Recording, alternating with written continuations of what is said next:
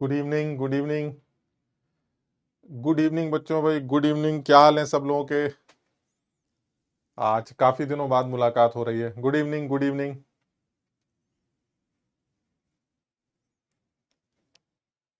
शाबाश। Good evening, good evening, good evening. Good evening Tanuj, Pavi, Aditi, Mayank, good evening. Raman, Sushant, Aditi, Amreen, Anas, good evening बेटा, good evening, good evening, good evening. Princy, Aniket, Diksha, Srishti, good evening बेटा, good evening. IIT Bombay, good evening, good evening. मेरे ख्याल से आप, क्योंकि classes काफी दिन बाद मैंने शुरू की हैं, तो आप तुम्हारी लेकिन रेगुलर क्लासेस चल रही थी। मुझे लग रहा था आप जिस तरह से बच्चों के कुछ आप इंस्टा पे मैसेज भी आ रहे थे कि हम पढ़ाई कर रहे हैं, है ना, और हमारी रेगुलर 3 क्लासेस चल रही हैं, तो आप कम से कम एटलीस्ट एक सिलेबस तो तुम्हारा ऑर्गेनिक केमिस्ट्री का आगे चल ही रहा है, आप आगे प्रोसीड कर रहा है। तो अब ठीक है, आगे से हम लोग भी अपना बचा हुआ पोर्शन कवर करते हैं और धीरे धीरे करके इसको कवर कर लेंगे। पुरानी चीजें जो है जिनका बैकलॉग था, इन दिनों क्लासेस जो नहीं हुई हैं उसमें उन बैकलॉग को भी कुछ बच्चों ने कवर कर लिया होगा। तो मुझे लगता है कि ठीक है, आप सब लोग अपने हिसाब से कोशिश कर रहे हैं। और हाँ, फोर्थ लेक्चर आरजे सर ने फायदा उठाया था इस बात का, और फोर्थ लेक्चर आरजे सर भी अपनी कुछ क्लासेस डाल रहे थे, तो ठीक है। लेकिन अब जो है रेगुलरली कोशिश करेंगे कि हम अपने सिलेबस को आगे बढ़ाएं। और थोड़ा सा हो सकता है शुरू में थोड़ा धीरे रहे, बट हम ये कोशिश करेंगे कि हम इस चीज को फटाफट कवर करें। और किसी भी तरह का प्रयास 1.0 या प्रयास 2.0 वाले बच्चे जो भी हैं, किसी भी तरह का कुछ पैनिक की जरूरत नहीं लगती, क्योंकि आप कोर्स तो तुम्हारा पैरेलली ही चल ही रहा है। ऐसा तो है नहीं कि फिजिकल केमिस्ट्री खत्म हो जाएगी तो तुम्हारा केमिस्ट्री खत्म हो जाएगा। Parallelly organic chemistry, inorganic chemistry चल ही रहा है, तो ये पोर्शन भी हम पैरेलली कवर कर रहे थे। तो एज सच ऐसा कुछ भी नहीं समझो कि सिलेबस तुम्हारा पीछे हो गया है, या फिर कुछ बहुत बड़ा नुकसान हो गया है। मैं ये मानता हूं कि हाँ, ऑब्वियस है कि प्रैक्टिस में थोड़ा सा तो टाइम तुम्हारा गया ही है, बट इस टाइम को तुमने किसी ना किसी तरह से यूज भी किया है। तो मुझे ऐसा लगता है थोड़ी सी कोशिश करते हैं ना, और कोशिश करेंगे। जैसे जैसे जैसे पहले भी बात हुई हमारी कि ये दो टू वे है प्रोसेस। टू वे प्रोसेस का मतलब ये होता है कि जब कभी ऑफलाइन क्लासेस तुम लोगों ने भी अटेंड करी हैं, स्कूल्स में जाते थे या कहीं ट्यूशंस में जाते थे, तो ऑफलाइन क्लासेस में तुमने देखा था कि टीचर के साथ आई टू आई कांटेक्ट होता है। तुम टीचर को देखते हो, टीचर तुम्हें देखता है, टीचर तुम्हें देख के एक अंदाजा लगाता है कि तुम्हें कुछ समझ में आया, या किसी पर्टिकुलर चीज में तुम्हें कुछ तकलीफ हुई, या फिर ये चीज तुम्हें बिल्कुल समझ में नहीं आई। वो टीचर का अपना एक्सपीरियंस होता है और वो बच्चे को देख के ये अंदाजा लगा लेता है। तो ऐसे में जब उसको ऐसा लगता है कि बहुत सारे बच्चे ऐसे हैं जिनको ये चीज कम समझ में आई, तो ऐसे में वो टीचर अंदाजा लगा लेता है, या कुछ बच्चों को कम समझ में आई तो उसको अंदाजा लग जाता है और वो उस चीज को फौरन रिपीट कर देता है। कभी कभी ऐसा भी लगता है कि वो कोशिश कर रहा है समझाने की, लेकिन बच्चे बहुत ज्यादा थके हुए या फिर लो नजर आते हैं, उनकी एनर्जी कम दिखाई देती है, किसी भी वजह से, शायद इस वजह से कि वो आ, बहुत सारी क्लासेस कर चुके हैं, या इस वजह से कि उनके आने वाले कुछ दिनों में टेस्ट आने वाले हैं, या फिर कुछ भी, कोई भी रीजन हो सकता है। तो ऐसे में वो टीचर की रिस्पॉन्सिबिलिटी बनती है कि वो बच्चों को हिलाए और उठाए और बोले कि नहीं नहीं, हमें कोशिश करनी है और हम इस चीज को करके रहेंगे, और जो भी तुम्हें समझाया जा रहा है तुम्हें पूरी एनर्जी के साथ समझना है। ये टीचर की रिस्पॉन्सिबिलिटी बनती है कि वो बच्चों को जगाए और उस चीज में इंटरेस्ट क्रिएट करे, और बच्चे उस चीज में इन्वॉल्व। ये टू वे इसलिए क्योंकि कुछ केसेस ऐसे भी बन सकते हैं, कभी टीचर भी लो हो सकता है ना। तो जब कभी टीचर लो होता है तो उस टाइम पर वही ऑफलाइन के जो स्टूडेंट्स होते हैं, वो कुछ ना कुछ ऐसी हरकतें करते हैं जिससे टीचर के अंदर एक एंथू आता है। मतलब टीचर को ऐसा लगता है यार बच्चे जोश में हैं, तो मुझे भी पूरी एनर्जी के साथ लेक्चर डिलीवर करना है। तो ऐसे में टू वे प्रोसेस है, ये काम चलता है। ऑनलाइन क्लासेस में ये टू वे नहीं, ऑनलाइन क्लासेस में ये वन वे। वन वे क्यों कह रहा हूं मैं? क्योंकि हम तुम्हें नहीं देख पाते, तो एटलीस्ट हम तुम्हें मोटिवेट नहीं कर पाते। मतलब मेरी बात समझ रहे हो? लेकिन ये ऐसा इस ऑनलाइन क्लासेस में ये बहुत बेहतर लगता है कि तुम टीचर्स को बहुत ज्यादा मोटिवेट करते हो। मुझे ऐसा लगता है क्योंकि आप तुम लोग के कमेंट्स देख के ऐसा लगता है, बहुत सारे बच्चों के कमेंट्स आते हैं, बहुत सारे बच्चे यहां भी कमेंट्स कर रहे हैं, उन लोगों के कमेंट्स देख के ऐसा लगता है कि यार मुझे भी, या हर उस टीचर को जिसके अंदर थोड़ा सा भी किसी भी वजह से कोई कमी आ रही है, कुछ तबीयत खराब है या जो भी वजह है, वो पूरी कोशिश के साथ जो है बच्चों को लेक्चर डिलीवर करे। तो ये चीज तुम्हारी तरफ से तो ऑनलाइन क्लासेस में हो पाती है, बट टीचर की तरफ से नहीं हो पाती, बिकॉज हम तुम्हें नहीं देख पाते, तो हम नहीं पहचान पाते, हम नहीं समझ पाते कि हमने जो बकवास की है वो किस किस के समझ में आई, किसके नहीं समझ में आई, जिसके आ गई अच्छा है, जिसके नहीं आई क्या करें। बात समझ रहे हैं? तो एटलीस्ट ये वन वे प्रोसेस है। अब इसमें नुकसान किसका है, ये तो मैं नहीं कह सकता कुछ, बट ये जरूर कह सकते हैं कि एटलीस्ट तुम्हारे पास रिकॉर्डेड लेक्चर भी रहते हैं, तो तुम उन चीजों को अगर 2-3 बार सुनोगे, तो मुझे ऐसा लगता है कि यहां सारे टीचर इतने सक्षम या इतने काबिल हैं कि वो तुम्हें समझा पाएंगे। तो मुझे ऐसा लगता है कि अब तक जो भी तुमने किया वो सब बहुत बढ़िया था। किसी भी तरह की कोई घबराहट या किसी तरह की कोई बेचैनी, परेशानी, पैनिक होना मुझे कहीं से समझ में नहीं आता। मस्त रहो, सारा सिलेबस यहीं कवर करेंगे, आज की चीजों को आगे बढ़ाएंगे, और फिर मुझे लगता है कल की क्लास में केमिकल इक्विलिब्रियम स्टार्ट कर ही देंगे। तो हम कल केमिकल इक्विलिब्रियम स्टार्ट करते हैं। छोटा चैप्टर है, 5-6 लेक्चर्स में, 5 लेक्चर में वो कवर हो जाएगा, और फिर आयनिक इक्विलिब्रियम और काइनेटिक्स मुझे लगता है इतना परेशान होने की जरूरत नहीं। हाँ, प्रयास 2 वालों के पास 1-2 चैप्टर और बचे हैं, निपटा दिए जाएंगे, बिल्कुल भी घबराने की जरूरत नहीं। ठीक है ना? तो मस्त रहो। और हाँ, सही है, दिखाई दे रहा है यार, बकरे ही बकरे है ना, और दिल ही दिल गिर रहे हैं चारों तरफ से, बड़ा अच्छा माहौल है। और अब कोशिश करते हैं, है ना? तो चलिए पढ़ाई आप स्टार्ट करते हैं। आप लास्ट क्लासेस में हमने सेकंड लॉ ऑफ थर्मोडायनेमिक्स के बारे में शायद डिस्कशन कर रहे थे हम। मैं थोड़ा सा उसमें रिकैप डालूंगा, पूरा तो नहीं करूंगा, बट थोड़ा सा एक रिकैप डालने की कोशिश कर रहा हूं। सेकेंड लॉ ऑफ थर्मोडायनेमिक्स में जो थोड़ा सा एक रिकैप डालना चाह रहा हूं वो है, अ, जब हम एंट्रोपी कैलकुलेशंस की बात करते हैं, मैं एंट्रोपी कैलकुलेशंस की क्वांटिटेटिव मेथड्स के बारे में डिस्कशन कर रहा हूं, वो भी करूंगा पूरा, और फिर क्वालिटेटिव एस्टिमेशन के बारे में बात करूंगा। क्वालिटेटिव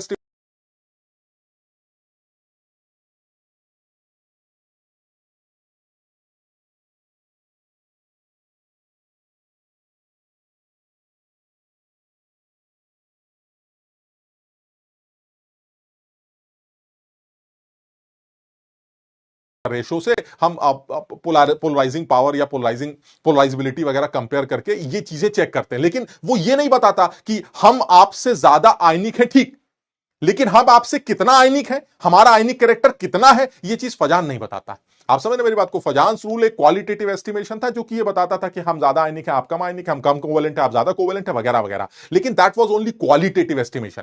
क्वांटिटेटिव एस्टिमेशन अगर आप जानना चाहते हैं कि भाई कौन सा बॉन्ड ज्यादा कोवेलेंट है और कितने परसेंट आयनिक कैरेक्टर है, तो तुम सब जानते हो डाइपोल मोमेंट एक ऐसा फैक्टर था जो तुम्हें यह बताता था कि किसी भी बॉन्ड के अंदर कितने परसेंट आयनिक कैरेक्टर है। यह चीज या कोवेलेंट कैरेक्टर है, डाइपोल मोमेंट से क्वांटिटेटिवली कैलकुलेट किया जा सकता था। इनफैक्ट इलेक्ट्रोनेगेटिविटी डिफरेंस की वजह से अगर आप फॉर्मूला लगाकर 16 डेल्टा 3.5 डेल्टा स्क्वायर की वैल्यू पुट करके आप उस इलेक्ट्रोनेगेटिविटी डिफरेंस को यूज करके भी आयनिक कैरेक्टर या कोवेलेंट कैरेक्टर के बारे में बातें कहीं ना कहीं कर लेते थे। बात समझ रहे हैं? लेकिन वही चीज यहां पर भी है। कितना है एंट्रोपी चेंज, वो मैं कैलकुलेट करना सीख रहा था, करता भी जाऊंगा, लेकिन कभी यह सवाल आ जाए कि मेरी ज्यादा या आपसे ज्यादा, या आपकी ज्यादा या इसकी ज्यादा, तो क्वालिटेटिवली भी अंदाजा लगाने का एक अप्रोच हमें सीखनी चाहिए। तो मैं इस क्वांटिटेटिव एस्टिमेशन के साथ साथ थोड़ी देर बाद क्वालिटेटिव एस्टिमेशन के बारे में भी 2 मिनट की बात जरूर करूंगा, ताकि कभी यही सवाल आ जाए कि भाई ये बताइए इस रिएक्शन का एंट्रोपी चेंज आपको पॉजिटिव लगता है या निगेटिव लगता है। अब पता चला हमें एंट्रोपी चेंज निकालना तो क्वांटिटेटिवली आता है, लेकिन डेटा ही प्रोवाइड नहीं किया गया। अब मुझसे ये पूछा जा रहा है कि बताइए डेल्टा इज पॉजिटिव है इस रिएक्शन का या निगेटिव, और मैं समझ नहीं पा रहा हूं। तो मैं क्वालिटेटिवली डेल्टा इज पॉजिटिव आता है निगेटिव, कुछ कुछ जगहों पर कैसे प्रिडिक्ट करूंगा, इसके बारे में भी थोड़ा सा डिस्कशन जरूर करूं। मेरी बात सब लोग समझ रहे हैं? बहरहाल, तो हम जो पहले कर रहे थे वो क्वांटिटेटिव एस्टिमेशन था, और उस क्वांटिटेटिव एस्टिमेशन के हमने कुछ केसेस बनाए थे। अगर तुम लोगों को याद हो तो हम लोगों ने, अब देखो, अब ये तो कहना बड़ा गलत है यार, ये कहना बड़ा गलत है कि अब अगर तुम लोगों को याद है, मैंने बीमार रह के तुम्हें इतना मौका दिया रिवाइज करने का, और अगर तुम फिर भी रिवाइज नहीं कर रहे थे तो बहुत गलत काम कर रहे थे। बात समझ रहे हो? तो ये गलत, जिसने अभी भी रिवाइज नहीं किया वो उसको पुरानी चीजों को फटाफट रिवाइज करे। हालांकि मैं ये पहले भी बोल चुका हूं, थर्मोडायनेमिक्स का जो केमिस्ट्री का पोर्शन है जिसमें सेकेंड लॉ थर्मोकेमिस्ट्री आती है, ये हमारे लिए सबसे ज्यादा इंपॉर्टेंट। और तुम लोगों ने फिजिक्स में थर्मोडायनेमिक्स करने के बाद इस चीज को एहसास भी किया होगा कि फिजिक्स की थर्मोडायनेमिक्स में वही वर्क डन कैलकुलेशंस, वही कर्व्स, वही फॉर्मूले, वही पुरानी चीजें घूम घूम कर वो तुमसे सवाल करवाते हैं। लेकिन हमारे लिए जो सेकंड लॉ ऑफ थर्मोडायनेमिक्स है, ये हमारे लिए बहुत ज्यादा इंपॉर्टेंट है, और इसकी इंपॉर्टेंस इसलिए भी ज्यादा है क्योंकि इसमें सीधे सीधे न्यूमेरिकल भी बनते हैं। जो हमसे रिसेंटली पूछे जा रहे थे। ठीक, तो इसका मतलब ये हुआ कि अगर मैं छोटे सी बात करूं तो मुझे जो समझ में आता है वो हमने कुछ केसेस बनाए थे, जिसमें पहला केस जो लिया गया था, भाई आज बहुत दिनों बाद बोर्ड पे लिख रहे हैं तो हो सकता है कि राइटिंग बहुत अच्छी ना बने, तो धीरे धीरे करके बहुत अच्छी, मतलब समझ रहे हो ना, उससे भी ज्यादा खराब बनेगी, तो थोड़ा एक दो क्लासेस के बाद वो आ जाएगा। तो केस वन की अगर मैं बात करूं तो केस वन था हमारा जिसमें टेम्परेचर ऑफ सिस्टम, जो हमारा सिस्टम था वो टेम्परेचर सिस्टम का चेंज कर रहा था, बट टेम्परेचर ऑफ सराउंडिंग को हमने क्या बोल दिया था? टेम्परेचर ऑफ सराउंडिंग को हमने क्या बोल दिया था? हमने टेम्परेचर ऑफ सराउंडिंग को कांस्टेंट ले लिया था। याद है सब लोगों को ये वाला केस? क्या ये केस सब लोगों को याद आ रहा है जो हम लोगों ने क्लास में डिस्कस किया था, जिसमें ये बोला गया था कि सिस्टम का टेम्परेचर तो बदल रहा है लेकिन सराउंडिंग का टेम्परेचर चेंज नहीं हो रहा है। और मैं ज्यादा ना बोल के सीधे सीधे एक बात बता दूं तुम्हें, ये वही केस था जिसमें चाय ठंडी हो रही थी।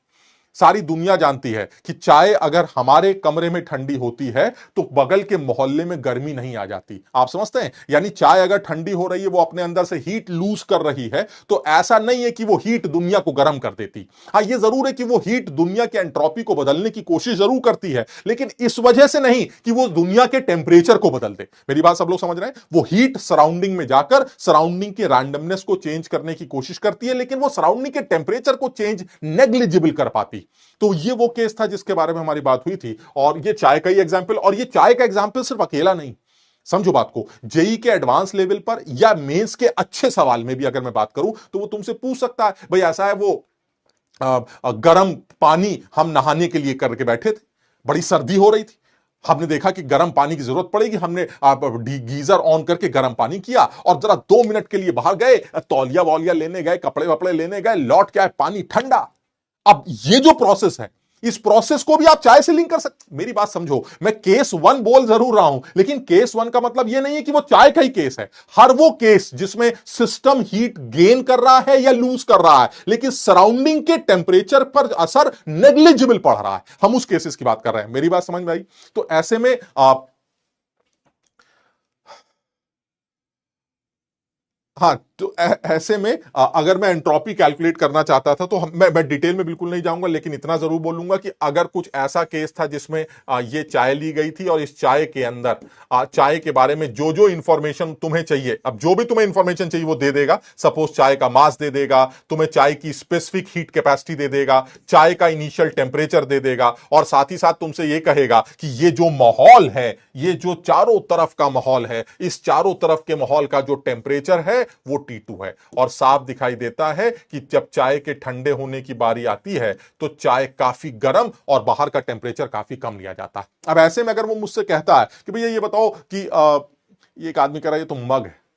अब देखो, बदतमीजी मत करो,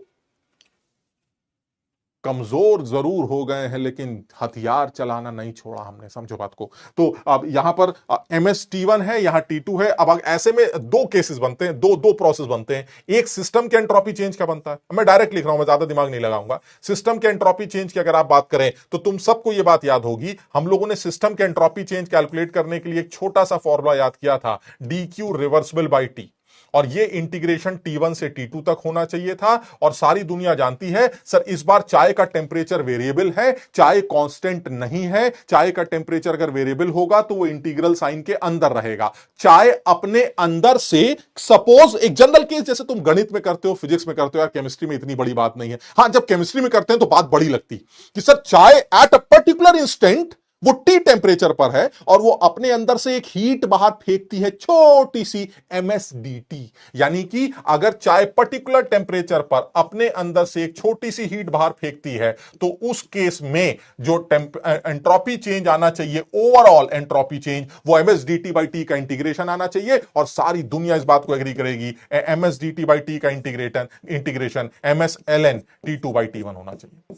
अब देखिए, ऐसा मुझे नहीं पता ये पॉजिटिव आना चाहिए या निगेटिव आना चाहिए, मेरा दिल ये कहता है कि ये निगेटिव आना चाहिए। क्यों? क्योंकि सर बहुत ऑब्वियस है कि हमारे पास चाय हीट लूज कर रही है, और अगर चाय हीट लूज कर रही है तो उसका टेम्परेचर गिर रहा होगा सर, और टेम्परेचर के गिरने से उछल कूद कम हो जाती है, जिसकी वजह से रैंडमनेस कम होने से एंट्रोपी गिरती ही गिरती होगी। तो चाय की एंट्रोपी गिर रही होगी, और वो यहां से भी दिख रहा है, because T2 is less than T1, so ultimately this log का term will be negative, so ultimately this entropy change that is delta system should be less than 0। Clear?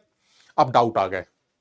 अरे परेशान मत करो भाई, फिर तुम लोग इंतजार कर रहे होगे ना कि कब बकरा आए, है ना, उसको लल्लू बनाएंगे, परेशान करेंगे ऐसे। कम से कम इतना तो ध्यान रखो कि एक बूढ़ा आदमी बीमार होके क्लास लेने आया है, तो कम से कम उल्टी सीधी बातें ना करो, डाउट देख लीजिए, ये कर लीजिए। अबे पुरानी बातें कर रहे हैं, अभी क्या डाउट देख लें, तुम अपने डाउट देखो।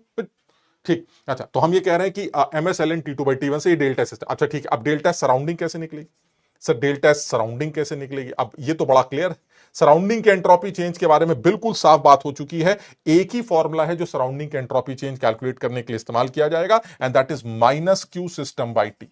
यानी सिस्टम ने कितनी, या डेल्टा H सिस्टम आप जो बोलना चाहें, यानी -Q system by temperature of किसका? सराउंडिंग, ये एंट्रोपी चेंज। अब सिस्टम ने कितनी हीट लूज की वो आप हमें बता दीजिएगा, वो सारी की सारी एंट्रोपी चेंज जो भी हीट लूज हुई है। सराउंडिंग कह रहा भाई मेरा टेम्परेचर कांस्टेंट है, आप समझिए मेरा टेम्परेचर में कोई फर्क नहीं पड़ता, आप ये बताइए कितनी देर लगी आपको ठंडे होने में? तो चाय ने बोला भाई मुझे 5 मिनट लगे, तो उसने कहा ठीक है, आप मुझे बताइए इन 5 मिनटों में आपने मुझे कुल कितनी heat the at this particular temperature, क्योंकि मेरा टेम्परेचर कांस्टेंट। तो पूरी जो heat overall MSDT MSDT MSDT MSDT MSDT MSDT सब मिलकर जो हीट उसके पास पहुंची होगी, वो कितनी पहुंची होगी सर? वो कुल मिलकर उसके पास पहुंची होगी MS डेल्टा टी, और MS डेल्टा टी की वैल्यू क्या होगी? MST2 - T1, this MS delta T. ये वो हीट होगी जो उसके पास पहुंची होगी, यानी अल्टीमेटली अगर मैं निशान की बात करूं तो इट विल बी माइनस, और नीचे जाके टेम्परेचर ऑफ सराउंडिंग। अब मेरे हिसाब से ये वैल्यू पॉजिटिव आनी चाहिए या नेगेटिव आनी चाहिए सर? मेरे हिसाब से पॉजिटिव आनी चाहिए। क्यों पॉजिटिव आनी चाहिए? क्योंकि सर हीट सराउंडिंग के पास गई है, तो सराउंडिंग के अंदर उछल कूद बढ़ गई होगी, तो उसकी एंट्रोपी तो बढ़ेगी। तो ऐसे में अगर आप देखें तो T2 - T1 आपका नेगेटिव होगा। अल्टीमेटली बाहर आपने एक माइनस का छोटा सा निशान लगा दिया, खेल खत्म हो गया। क्या दिमाग लगाना है सर? ये आपकी एंट्रोपी चेंज सराउंडिंग की, ये सिस्टम की, इन दोनों को जोड़कर आपको नेट एंट्रोपी चेंज मिल जाएगी। क्लियर है? सबको समझ में आ गया? ये पहला केस, ये वो केस था जिसमें सिस्टम का टेम्परेचर वेरिएबल है लेकिन सराउंडिंग का टेम्परेचर कांस्टेंट। क्लियर? जल्दी से बता दो, क्या ये बात समझ में आ गई?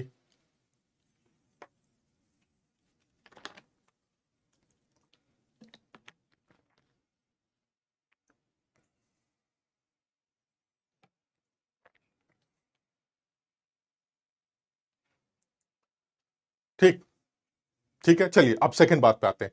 सर दूसरा केस क्या बन सकता है? दूसरे केस पे जेई के मेंस लेवल पर, हैरानी की बात देखिए, जेई के मेंस लेवल पर दूसरे केस पे सवाल बना चुका अभी कुछ दिन पहले। चलिए ठीक है, दूसरे केस पे आते हैं। दूसरा केस क्या है?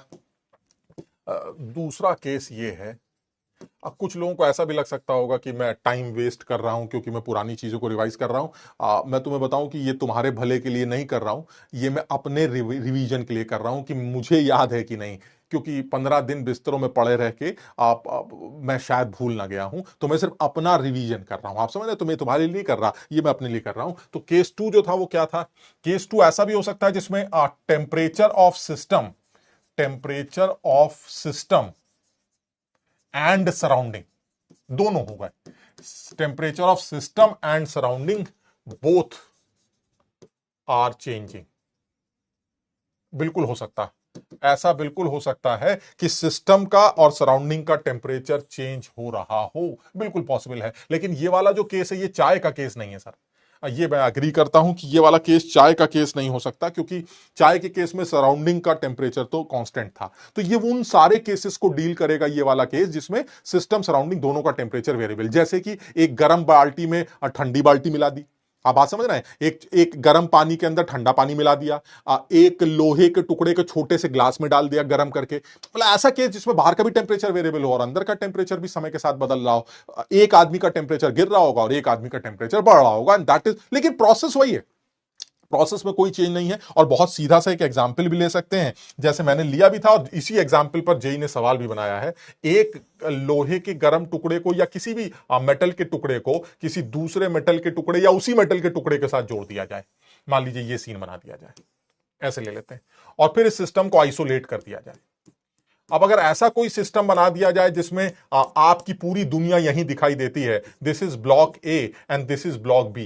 देखो मैं चाहूं तो इसको बहुत ज्यादा जनरलाइज करके एक बहुत मुश्किल एडवांस लेवल का सवाल बना सकता हूं, जिसमें मैं तुमको यह भी बता सकता हूं कि ये मेटल आयरन है, ये मेटल जिंक है, इसका स्पेसिफिक हीट कैपेसिटी S1 है, इसकी स्पेसिफिक हीट कैपेसिटी S2 है, इसका T1 है, इसका अरे क्या टाइम पास कर रहा है सर, इससे क्या लेना देना, बड़ा आसान है सर। मुझे आप इन दोनों सिस्टम के बारे में अगर बात करें तो मुझे जनरल केस, बिल्कुल सीधा सीधा केस बताइए कि अगर मान लीजिए ये एक मेटल है जिसका मास m है, यही सेम मेटल है जिसका मास m है। सेम मेटल इसलिए ले रहा हूं क्योंकि अगर दोनों के मेटल सेम होंगे तो ये स्पेसिफिक हीट कैपेसिटी दोनों की सेम हो जाएगी।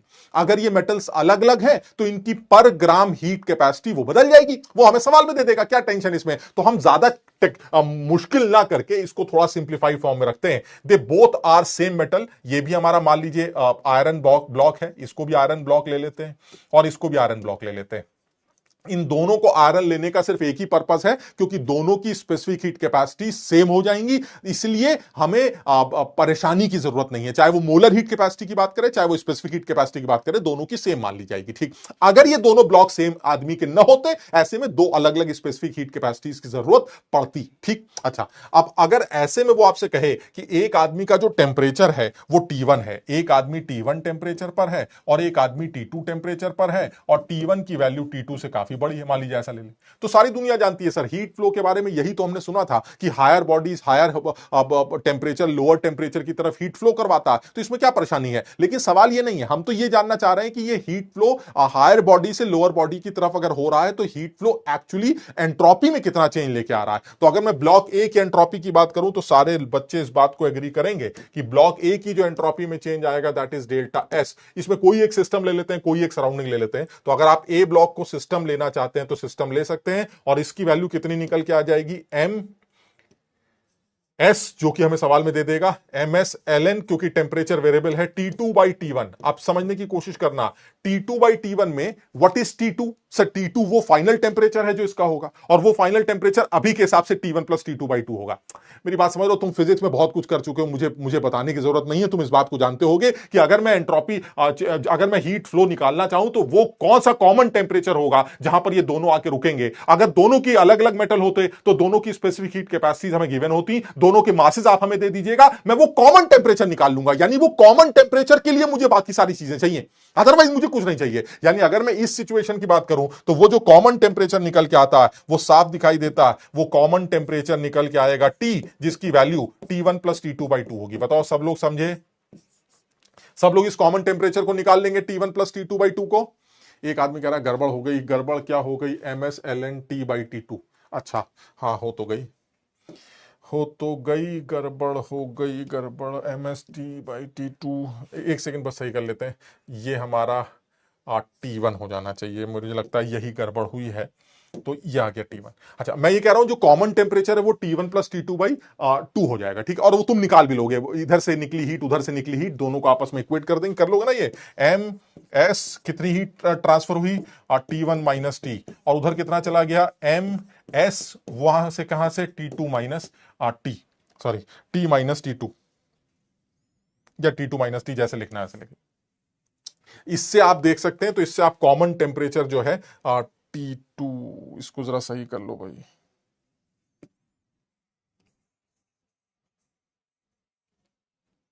तो ये आ जाएगा एमएस और टी, डेल्टा टी की वैल्यू आ गई। आप यहां भी T माइनस T2 लिख सकते हो, अदरवाइज ये आ जाएगा एमएस, यहां आ जाएगा T माइनस T2। तो जो भी हीट इसने दी वो हीट उसने ली, तो इन दोनों को आपस में इक्वेट करके आप एमएस एमएस सब कैंसिल हो जाएगा, और इससे जो टी की वैल्यू आ जाएगी वो आएगी T1 प्लस T2 बाई 2। ये टी निकल आए, तो ये हमारा कॉमन टेम्परेचर होगा, तो वो कॉमन टेम्परेचर उठा के यहां पुट कर देंगे तो मुझे एंट्रोपी मिल जाएगी। इसी तरह से अगर मैं सराउंडिंग की एंट्रोपी, जो दूसरा वाला ब्लॉक है वो निकालना चाहता हूं, तो कितनी निकल के आएंगी। सराउंडिंग की एंट्रोपी कैसे निकाली जाएगी, देखिए सराउंडिंग की एंट्रोपी निकालते हुए फिर वही है, आप सराउंडिंग का भी टेम्परेचर वेरिएबल है, तो उस केस में फिर वही है, क्यू बाई टी का जब आप इंटीग्रेशन करेंगे तो वो क्या निकल के आएगा, MsLn, और वो आ जाएगा T बाय T2। ये सराउंडिंग का एंट्रोपी चेंज आएगा, और अगर आप इन दोनों को जोड़ दें तो जो नेट एंट्रोपी चेंज निकल के आएगा वो इन दोनों को नेट जोड़ने से, और टी की वैल्यू आपने निकाल रखी है, वो इन दोनों को नेट जोड़ने से नेट एंट्रोपी चेंज कैलकुलेट कर लेंगे। बताइए समझ में आया। सबको ये बात समझ में आ रही है? यानी कोई कोई कोई झंझट ही नहीं है। मतलब इस आदमी ने एक इंस्टेंट पर हीट दी तो इसकी एंट्रोपी चेंज आ गई, एमएसडीटी बाई टी का इंटीग्रेशन कहां से लेके कहां तक, टी1 से टी तक। ठीक है, उस आदमी ने एक इंस्टेंट पर हीट ली कितनी, एमएसडीटी बाई टी, लेकिन इस बार उसका टी कांस्टेंट है, वेरिएबल है, तो वो टी अंदर ही रह जाएगा। अब जब आप इंटीग्रेट करेंगे तो वो टी फिर से लॉग में कन्वर्ट हो जाएगा। यानी इस बार सराउंडिंग के अंदर भी लॉग का टर्म आएगा और सिस्टम के अंदर भी लॉग का टर्म आएगा, और तब दोनों को जोड़कर नेट एंट्रोपी चेंज कैलकुलेट कर लिया जाएगा। बिल्कुल आसान। ये सेकंड केस। ठीक है, अब थर्ड केस पे आते हैं। थर्ड केस क्या था हमारा? थर्ड केस था गैशियस सिस्टम। तो जल्दी से मैं गैशियस सिस्टम की बात करूं बिकॉज मेरे लिए ये बहुत ज्यादा इंपॉर्टेंट है। Gaseous that is case 3। ये मेरा केस 3 था, गैशियस सिस्टम। और वो ऑब्वियसली आइडियल गैस की बात कर रहे हैं। तो गैशियस सिस्टम की अगर मैं बात करूं तो गैशियस सिस्टम के लिए एंट्रोपी चेंज कैसे कैलकुलेट किया गया था, मैं फॉर्मूला बिल्कुल डिराइव नहीं करने जा रहा हूं। मैं डायरेक्ट वो फॉर्मूला लिखूंगा जो मैं डिराइव कर चुका हूं कि अगर मुझे gaseous system, ideal gaseous system की एंट्रोपी चेंज कैलकुलेट करना हो जो कि एक प्रोसेस में इन्वॉल्व है, तो वो NCVln T2/T1 plus NRln V2/V1 से निकाला जाता था। क्या ये सब लोगों को याद है फॉर्मूला? और तुम देख रहे होगे इस फॉर्मूले के अंदर बड़ी खूबसूरत बात आती। क्या खूबसूरत बात है? इस फॉर्मूले के अंदर सबसे ज्यादा खूबसूरत बात ये आ रही है कि इसके अंदर एक टर्म तो ये जो कि टेम्परेचर से लिंक है। आप समझिएगा, ये वो फैक्टर है जो टेम्परेचर वाला फैक्टर। मतलब क्या हुआ टेम्परेचर वाले फैक्टर का? टेम्परेचर वाले फैक्टर का मतलब ये हुआ, ये वो टर्म है जो कि एंट्रोपी में बदलाव ला रहा है। किस वजह से? टेम्परेचर। और ये तो लॉजिकल है सर, किसी भी गैसियस सिस्टम की एंट्रोपी में बदलाव लाने का एक बड़ा खूबसूरत तरीका, आग लगा दीजिए आप, हो गया बात खत्म। आप आग लगाएंगे, अंदर बवाल मचेगा, बवाल मचेगा तो रैंडमनेस चेंज होगी जिसकी वजह से एंट्रोपी घटे बढ़ेगी, जो भी होगा। बात समझ रहे हैं? यानी एक फैक्टर तो ये जरूर है सर। फिर क्या कोई और भी तरीका है गैसियस सिस्टम की एंट्रोपी को बदलने का? हाँ, एक और फैक्टर है सर, आप थोड़ा सा वॉल्यूम में छेड़खानी कर दीजिए। हाँ, वॉल्यूम में छेड़खानी सर प्रेशर की वजह से होती है। यानी प्रेशर की छेड़खानी से वॉल्यूम में कोई ना कोई छेड़खानी होगी जिसकी वजह से वॉल्यूम बढ़ेगा या घटेगा, एंट्रोपी में छेड़खानी जरूर होगी, क्योंकि वॉल्यूम के चेंज होने से रैंडमनेस पर जरूर असर पड़ता होगा। So that means second factor is volume factor. यानी मैं ये बताना चाह रहा हूं कि किसी भी गैसियस सिस्टम के लिए अगर आप बात करें तो गैसियस सिस्टम के अंदर एंट्रोपी में चेंज लाने के आपके पास दो फैक्टर हैं, जिसमें पहला फैक्टर प्रेशर फैक्टर है या वॉल्यूम फैक्टर है या टेम्परेचर फैक्टर है। इन मतलब कहने का मतलब ये है कि अगर आप ध्यान से देखें तो जो एंट्रोपी है it is a function of moles, volume, temperature and pressure, एक तरह से देखा जाए। लेकिन वही है कि अगर नंबर ऑफ मोल्स को फिक्स कर दिया जाए, आप छेड़खानी तो कर रहे हैं लेकिन मोल्स में कोई चेंज नहीं है, तो ऐसे में फिर आप ये भी बोल सकते हैं this is almost equal to this is a factor of pressure of volume and temperature.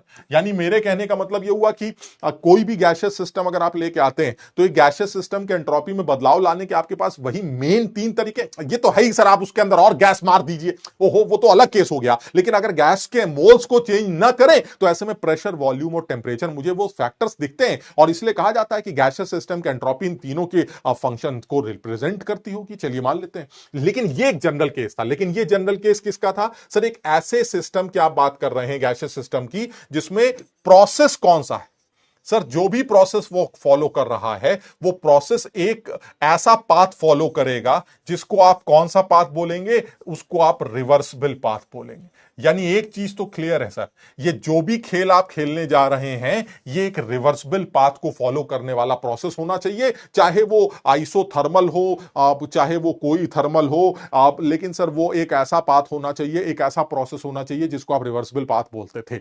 और रिवर्सिबल पाथ एक ऐसा पाथ था जिसमें आप समझ ऐसे टिक टिक टिक टिक टिक टिक टिक टिक टिक टिक टिक टिक टिक टिक टिक टिक टिक धीरे धीरे धीरे धीरे आपको पता नहीं चलेगा, ये इनफाइनाइट स्टेप्स, जैसे चाय ठंडी हो रही। अब आप चाय को ऐसे देखते रहेंगे तो हो सकता है कि आप चाय के टेम्परेचर में बदलाव आंखों से ऑब्जर्व ना कर पाए, लेकिन अगर जरा एक आध मिनट टहल के आए तो आप कहेंगे अबे यार पहले 100 डिग्री पे थी अब 95 पे हो गई, 2-4 मिनट और टहल के आई अब 85 पे हो गई। यानी अगर आप ना देखें तो आपको बदलाव दिखाई देगा, बट लगातार देखते रहे तो शायद टेम्परेचर में बदलाव में इतनी आसानी से ऑब्जर्व ना कर पाए।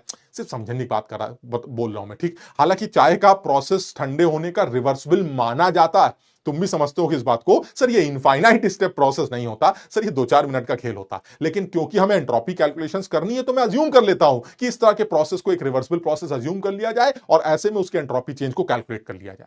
बात समझ रहे हैं? तो अब ऐसे में साफ दिखाई देता है सर, किसी भी गैसेस सिस्टम के एंट्रोपी निकालने का ये एक फॉर्मूला खत्म। लेकिन पाथ सर, रिवर्सिबल होना चाहिए। सर इरिवर्सिबल बात मत करिए।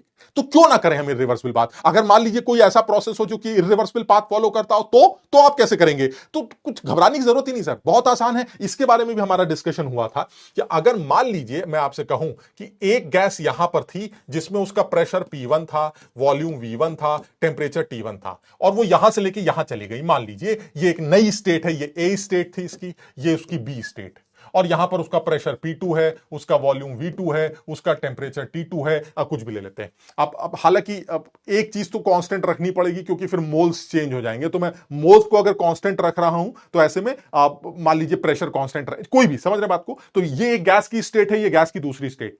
तो गैस अपनी एक स्टेट से दूसरी स्टेट में जा रही, गैस के मोल्स कांस्टेंट है, यानी आप P2V2/T2 is equal to P1V1/T1, ये बराबर।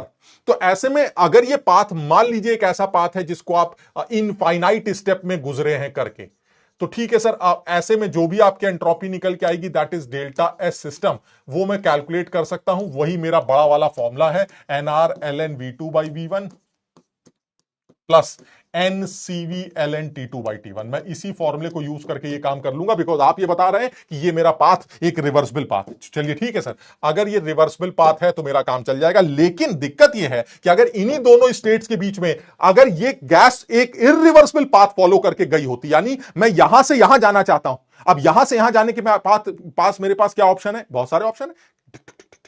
टक टक टक टक टक टक टक टक, कौन सा? इनफाइनाइट स्टेप्स, कौन सा पाथ हुआ सर? रिवर्सिबल। एक और तरीका है सर, खड़ाक, और भी तरीके खट खट, और भी तरीके खट खट खट, यानी सर उस इनफाइनाइट पाथ को छोड़कर जितने भी पाथ है सब वो सर इरिवर्सिबल है सर। अब ऐसे में सर फॉर्मूला ये वाला लगेगा तब जब पाथ खट खट खट खट खट वाला हो, और आप कह रहे खड़ाक करके जाना, तो ऐसे में सर एंट्रोपी कैसे निकालेंगे? क्योंकि उसके लिए तो ये वाला फॉर्मूला एप्लीकेबल ही नहीं है। यानी आप यहां से यहां जाना चाहते हैं, एक बार इनफाइनाइट स्टेप्स में जाना चाहते हैं, तो ऐसे में आपकी एंट्रोपी निकालने का फॉर्मूला मेरे पास है। लेकिन अगर आप डायरेक्ट जाना चाहते हैं तो ऐसे में एंट्रोपी निकालने का मेरे पास फॉर्मूला नहीं है। तो क्या करें? तो बड़ा सीधा सा जवाब था, मैंने बताया भी था कि एंट्रोपी स्टेट फंक्शन, और अगर एंट्रोपी स्टेट फंक्शन है तो मुझे इससे फर्क नहीं पड़ता कि आप यहां से यहां किस तरह से आए, आपको जैसे आना है आप आ जाइए। आप अगर यहां से यहां पहुंचे और आपसे कहा जा रहा है कि अगर मैं ऐसे आता तो एंट्रोपी क्या निकल के आती, and suppose this is irreversible, तो ऐसे में अब आप एंट्रोपी कितनी निकाल के आते ये बताइए। तो मैं उसको क्या जवाब दूंगा कि देखिए आपने कौन सा पाथ फॉलो किया है ये मुझे मतलब ही नहीं।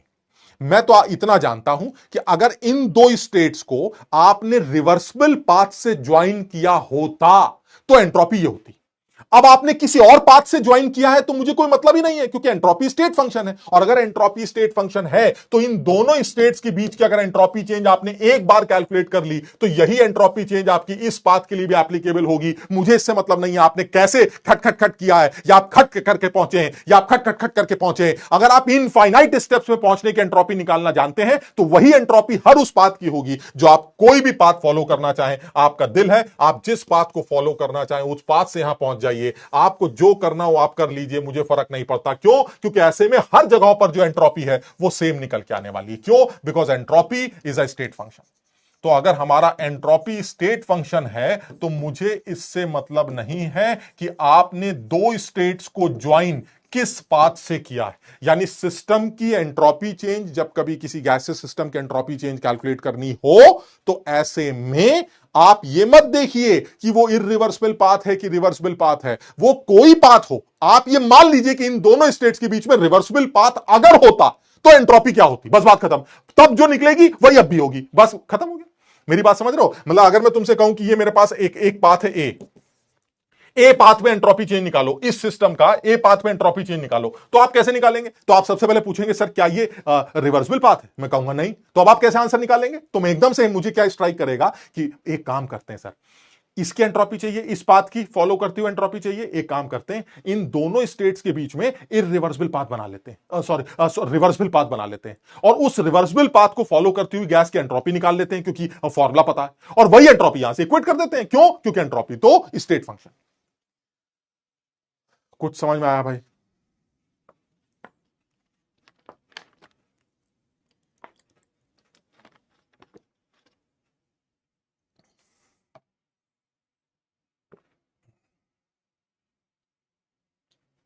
शाबाश श्रुति,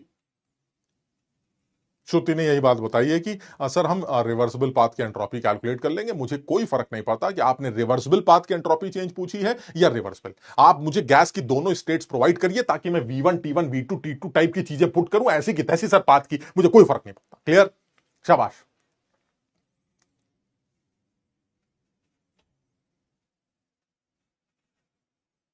ठीक, बहुत बढ़िया। अच्छा, अब वो ये कह रहा है कि आप इसको यूज कैसे करेंगे, तो मैंने कुछ केसेस बनाए थे, मैं फिर से गैसेस सिस्टम के कुछ केसेस फटाफट बना रहा हूं। हालांकि थोड़ा सा टाइम मैंने ज्यादा ले लिया है, लेकिन ठीक है, चलेगा।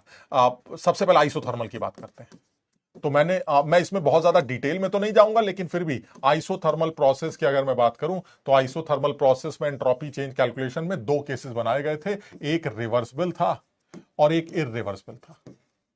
तो अगर मैं रिवर्सिबल और इररिवर्सिबल की बात करूं तो एंट्रोपी चेंज कैलकुलेशन में सबसे पहले मैं रिवर्सिबल की बात करता हूं।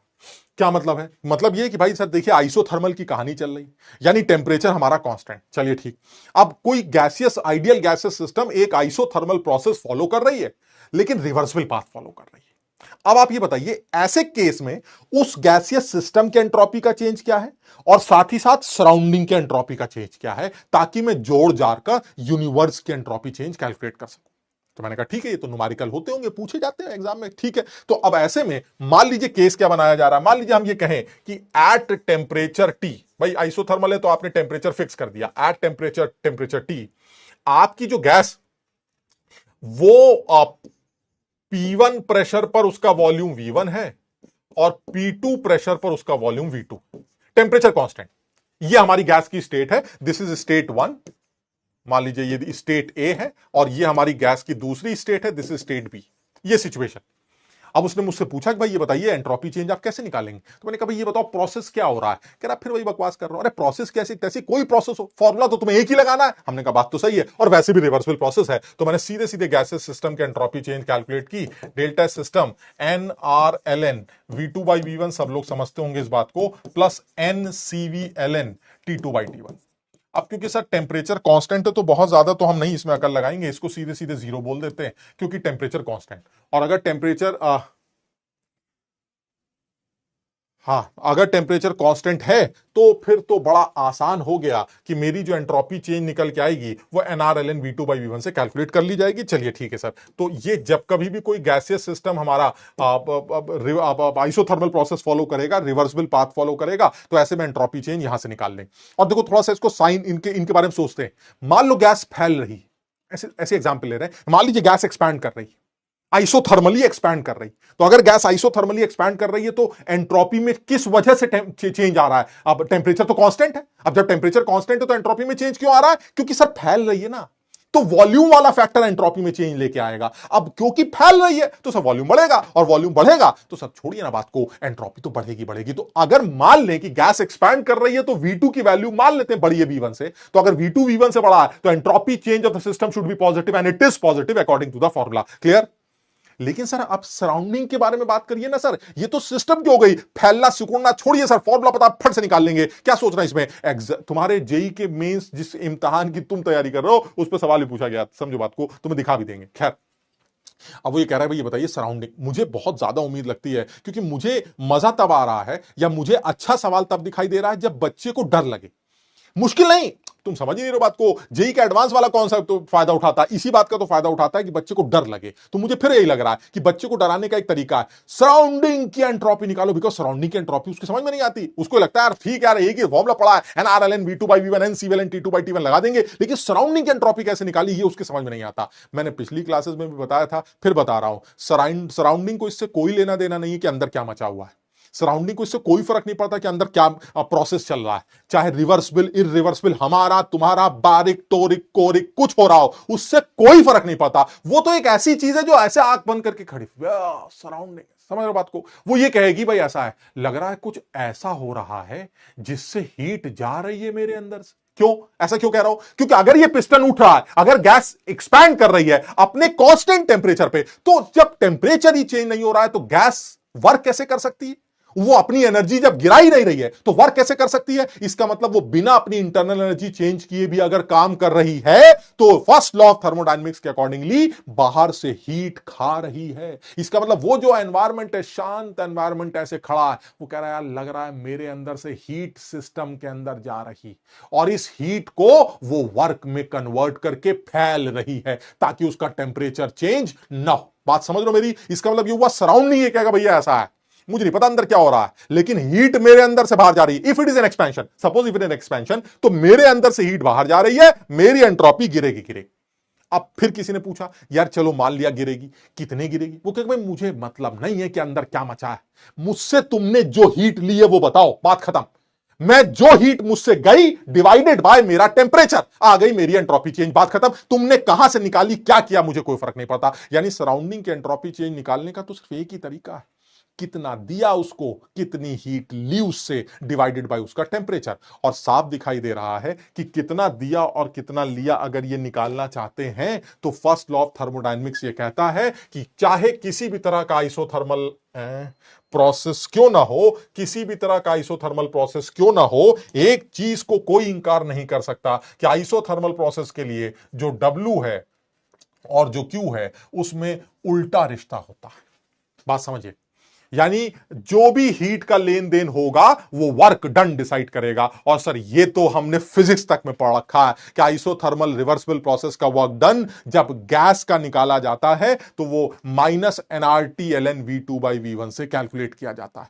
इसका मतलब यह हुआ कि अगर मैं वर्क डन की बात करता हूं, अब सीधी सी बात है, मुझे सराउंडिंग की अगर एंट्रोपी चेंज कैलकुलेट करनी है तो सराउंडिंग की जो एंट्रोपी चेंज होगी वो कौन डिसाइड करेगा? It will be minus Q system by T and that is temperature of surrounding. And in case of isothermal, तुम्हें मैंने पहले भी बताया था, अगर आइसोथर्मल प्रोसेस है तो जो सिस्टम का टेंपरेचर है वही सराउंडिंग का टेंपरेचर है, क्योंकि अगर सिस्टम सराउंडिंग का टेंपरेचर सेम नहीं है तो वो प्रोसेस आइसोथर्मल नहीं हो सकता। क्योंकि अगर वो टेंपरेचर बदल गया और वॉल्स इंसुलेटेड नहीं है तो ऐसे में सिस्टम का टेंपरेचर बदलेगा ही बदलेगा। बात मेरी समझ रहे हो? लेकिन अगर तुमने वॉल को इंसुलेट कर दिया तो वह एडियाबैटिक प्रोसेस बन जाएगा। इसका मतलब आइसोथर्मल प्रोसेस की सबसे बड़ी रिक्वायरमेंट यही है कि बाहर का माहौल और अंदर का माहौल, आग यानी टेंपरेचर, वो सेम होना चाहिए। क्लियर है? तो this is the temperature of the gas और द टेंपरेचर ऑफ सराउंडिंग, दोनों बातें सेम। सिस्टम की हीट कितनी है ये बताइए, सिस्टम ने कितनी हीट का लेन देन किया, कौन डिसाइड करेगा? सर वर्क डन डिसाइड करेगा। और आइसोथर्मल प्रोसेस का वर्क डन क्या होता है? रिवर्सिबल प्रोसेस का minus NRT ln v2 by v1। So if it is minus NRT ln v2 by v1 then Q will be plus NRT ln v2 by v1। और वो Q फिर से minus बन के क्या बन जाएगा? फिर से minus NRT ln v2 by v1। कुछ बात समझ रहे हो? डिवाइडेड बाय टेम्परेचर, और वो टेम्परेचर वही है जो गैस का। बच्चे बहुत कंफ्यूज होते हैं, कहते हैं मास्टर को कुछ नहीं आता, अजीब बेवकूफ आदमी है। ये टेम्परेचर है गैस का और ये टेम्परेचर है सराउंडिंग का। अजीब लल्लू आदमी है, दोनों टेम्परेचर सेम ले लिए और कहता है टी और टी को काट दो। लेने पड़ेंगे, मास्टर लल्लू नहीं है, मास्टर सही कह रहा है, अंदर बाहर का टेम्परेचर सेम रखना पड़ेगा वरना दीवारों को इंसुलेट करना पड़ेगा। दीवार इंसुलेट हो गई तो प्रोसेस आइसोथर्मल हो ही नहीं सकता क्योंकि हीट का लेन देन बंद हो जाएगा। बात समझ रहे हो? इसका मतलब ये हुआ सर ये दोनों सब कुछ कैंसिल हो जाएंगे और कैंसिल होने के बाद this value will be minus nR ln v2 by v1। This is the entropy change of the surrounding. Clear? और ऐसे में दोनों लोगों को जोड़कर, ये सराउंडिंग है वो सिस्टम है, सब जोड़ जाड़ लीजिए, नेट एंट्रोपी चेंज कैलकुलेट करिए एंड दिस इज यूनिवर्स, बहुत बड़ा दर्द है। And this is delta S system plus delta S surrounding, और तुमने देखा था ये जोड़कर जीरो निकल आएगा। यानी रिवर्सिबल प्रोसेस अगर है तो यूनिवर्स की एंट्रोपी चेंज होनी ही जीरो है, चाहे कुछ भी हो जाए। The universe entropy change will B zero, the change in universe entropy it will be zero for a reversible process. Clear है? एक मिनट का सांस ले ले।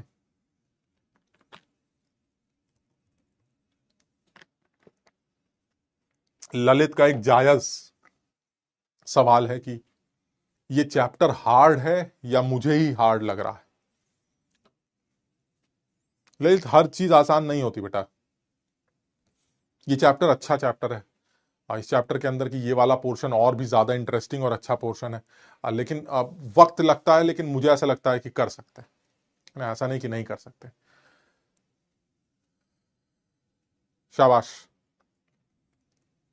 क्लियर, प्रिया कह रही है क्लियर है, राजीव कह रहे हैं क्लियर है, आदित्य, दिव्यांशी, विवेक, तमाम तरह के बच्चे, तनिष्का, पीयूष, गोलू, गोलू अपना गोलू भी यही कह रहा है कि उसको समझ में कितने क्या कह रहे हो बे, शराब थोड़ा क्या बोल लो बे, कुछ कुछ गाली वाली दे रहा था, ठीक।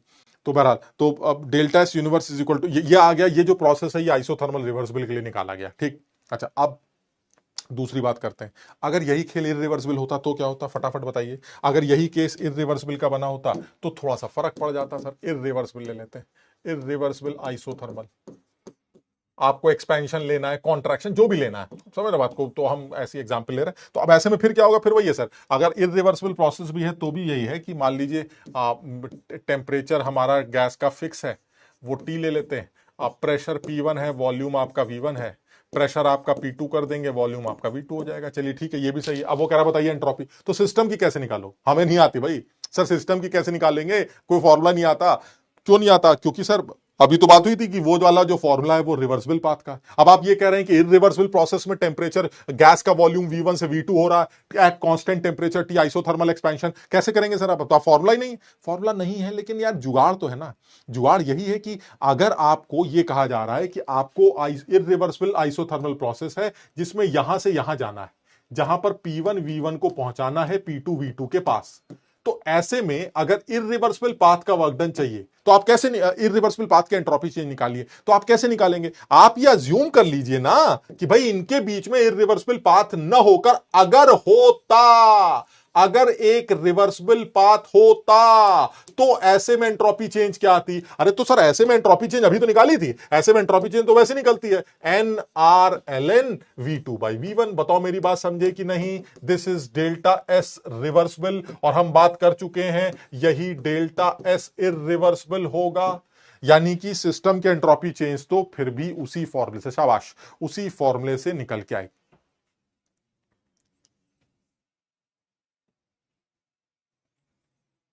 स्टेट फंक्शन वाली बात, बिल्कुल सही, बिल्कुल सही कह रहे हो, स्टेट फंक्शन वाली बात, ठीक। तो इसका मतलब ये हुआ कि सर डेल्टा एस इरिवर्सिबल में अगर आप सराउंडिंग का, सिस्टम का निकालना चाहते हैं तो it will be NRln V2/V1 आ जाए, ठीक। अच्छा, अब सराउंडिंग की बात करते हैं, सराउंडिंग की कैसे निकलेगी, फिर वही वाली बात, सराउंडिंग क्या कहेगा, सराउंडिंग क्या कि भाई ऐसा है, फिर वही है, अंदर क्या चल रहा है, मुझसे बेकार की बातें मत क्या करो, अंदर जो है वो आइसोथर्मल मचा है या टेम्परेचर कांस्टेंट है या फिर रिवर्सिबल, ऐसी की तैसी तुम्हारी, तुम मुझे बताओ मुझसे क्या लिया, मुझको क्या दिया, बात खत्म, मुझसे क्या लिया, मुझसे क्या दिया। तो ऐसे में ये लेन देन कौन डिसाइड करेगा, सर ये लेन देन वर्क डन डिसाइड करेगा। क्यों, क्योंकि सर हमें पता है हीट जो है वो वर्क डन से निकाली जाती है, किस प्रोसेस में, आइसोथर्मल में सर, आइसोथर्मल में। और वर्क डन कैसे निकलता है सर, क्योंकि वर्क डन पाथ फंक्शन है, इसलिए वो पाथ डिपेंडेंट है। Now the path is irreversible, so the work done will be not minus NRln V2/V1। ये एक नया वर्क डन होगा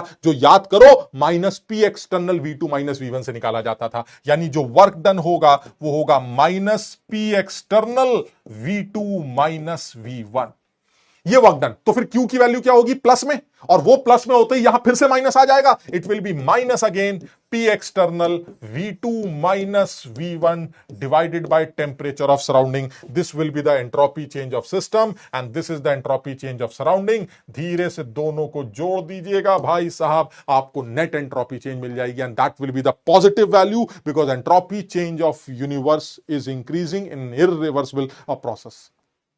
क्लियर है, अनुभव मैं ठीक हूं बेटा,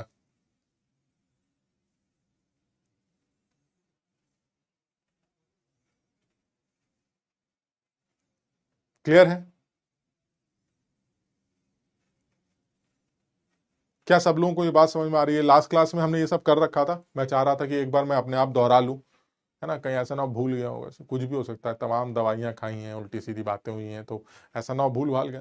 तो ऐसे ये अपने आप के लिए, तुम्हारे लिए नहीं कर रहे, अपने आप रिवाइज कर रहे थे, तो जिसको लगा कि आज की क्लास उसकी वेस्ट गई तो सो सॉरी, जहां इतनी क्लासेस हमने नहीं ली, ये मान लेना कि आज की क्लास भी नहीं ली, लेकिन ये कि मैं चाह रहा था कि एक बार इसको दोहरा लिया जाए, क्योंकि मुझे ये इंपॉर्टेंट लगता है ना, तो कहीं ऐसा ना भूल ना जाए, तो ये इसको दोहरा लिया हमने, ठीक। अब नेक्स्ट पॉइंट पर आते हैं, यानी रिवर्सिबल आइसोथर्मल हो चाहे इरिवर्सिबल आइसोथर्मल हो, सिस्टम सराउंडिंग की एंट्रोपी हम निकाल लेंगे, और तुम ये मान लेना कि तुम्हारे इस बार के मेंस के पेपर में या जेई के एडवांस के लेवल पर इससे रिलेटेड सवाल पक्का तुम्हें देखने को मिलेगा। सवाल इसलिए अच्छा बनेगा क्योंकि वो जब दोनों लोगों की एंट्रोपी कैलकुलेट कराएगा तब लोगों की बैंड बजेगी, क्योंकि सराउंडिंग की एंट्रोपी चेंज तो उसको समझ में ही नहीं आती। तो सराउंडिंग की एंट्रोपी चेंज में कई बार बोल चुका हूं, सराउंडिंग आंख बंद करके खड़ा है, क्या लिया क्या दिया ये बताओ, बात खत्म करो। तो जो लिया दिया वो बताइए, खेल खत्म, अपना काम खत्म। क्लियर है ये? चलिए नेक्स्ट पॉइंट पर आते हैं। नेक्स्ट पॉइंट है एडियाबेटिक। अब आप नेक्स्ट केस बना लेते हैं सर, एडियाबेटिक प्रोसेस के लिए एंट्रोपी चेंज कैसे निकालेंगे। तो नेक्स्ट गैसियस केस में एडियाबेटिक ले लेते हैं, एडियाबेटिक प्रोसेस। और एडियाबेटिक प्रोसेस के भी हम दो केस ले लेते हैं, एक रिवर्सिबल एक इरिवर्सिबल। अब अगर मान लीजिए रिवर्सिबल प्रोसेस, हम एक्सपेंशन ले लेते हैं ताकि क्लैरिटी रहे हमारे दिमाग में। तो एक्सपेंशन हो रहा है, एडियाबेटिक एक्सपेंशन हो रहा है, ठीक। अब ऐसे में रिवर्सिबल प्रोसेस क्या केस है? केस यही है कि सर एडियाबेटिक प्रोसेस में जो है आपका जो सिस्टम है वो एक स्टेप से दूसरे स्टेप में जा रहा है, लेकिन एडियाबेटिक प्रोसेस है। अब आपको बताना है कि सिस्टम के एंट्रोपी चेंज और सराउंडिंग के एंट्रोपी चेंज क्या है। तो जो लग रहा है वो यही है कि भाई इस बार इन्होंने ये कहा है हमसे कि ये आपका एक पॉइंट है और ये सिस्टम यहां से यहां जा रहा है, आप रिवर्सिबल पाथ फॉलो कर रहा है। मान लीजिए रिवर्सिबल ही बना देता हूं मैं, रिवर्सिबल पाथ फॉलो कर रहा है। आप यहां थे, आप यहां जा रहे हैं, और आप ये रिवर्सिबल इनफाइनाइट स्टेप में आप यहां जा रहे हैं। तो ऐसे में मान लीजिए यहां आपका वॉल्यूम V1 है, टेम्परेचर T1 है, यहां वॉल्यूम V2 है, टेम्परेचर T2 है। ये ए स्टेप है, ये बी पाथ, बी पॉइंट है। यहां से यहां आप जा रहे हैं, बताइए एंट्रोपी चेंज कैसे आएगा? और वो खुद कह रहा है ये रिवर्सिबल, वो उसने खुद ही बता दिया कि दिस इज रिवर्सिबल। तो मैंने कहा भाई ठीक है, अगर आप रिवर्सिबल की ही बात कर रहे हैं तो ऐसे में एंट्रोपी चेंज आप कैसे कैलकुलेट करेंगे सिस्टम की, बताइए। तो देखो, मुझे सिस्टम से पहले इस बार इसको लिखने में कोई एतराज नहीं है जिसमें सराउंडिंग के एंट्रोपी में सबसे पहले लिख दूं, क्योंकि सराउंडिंग के एंट्रोपी चेंज तो जीरो। समझ रहे हो बात को? क्यों? क्योंकि सराउंडिंग कर भाई क्या हो रहा है, कुछ ना ले रहे हो ना दे रहे हो। क्यों? क्योंकि इस एडियाबेटिक प्रोसेस में हीट का लेन देन जीरो होता है। तो ऐसे में कुछ लेन देन नहीं है तो सराउंडिंग तो जीरो होगा। हाँ, सिस्टम के लिए सर वही है, फॉर्मूला बड़ा पुराना था, आपको फॉर्मूला लगाना पड़ेगा, NRln V2/V1 plus NCVln T2/T1। Sir यही वाला फॉर्मूला लगा देते हैं, हम कोई दिमाग नहीं लगाते। आप वही पुरानी वाली बात जो हमने की थी, दिस इज T2/T1।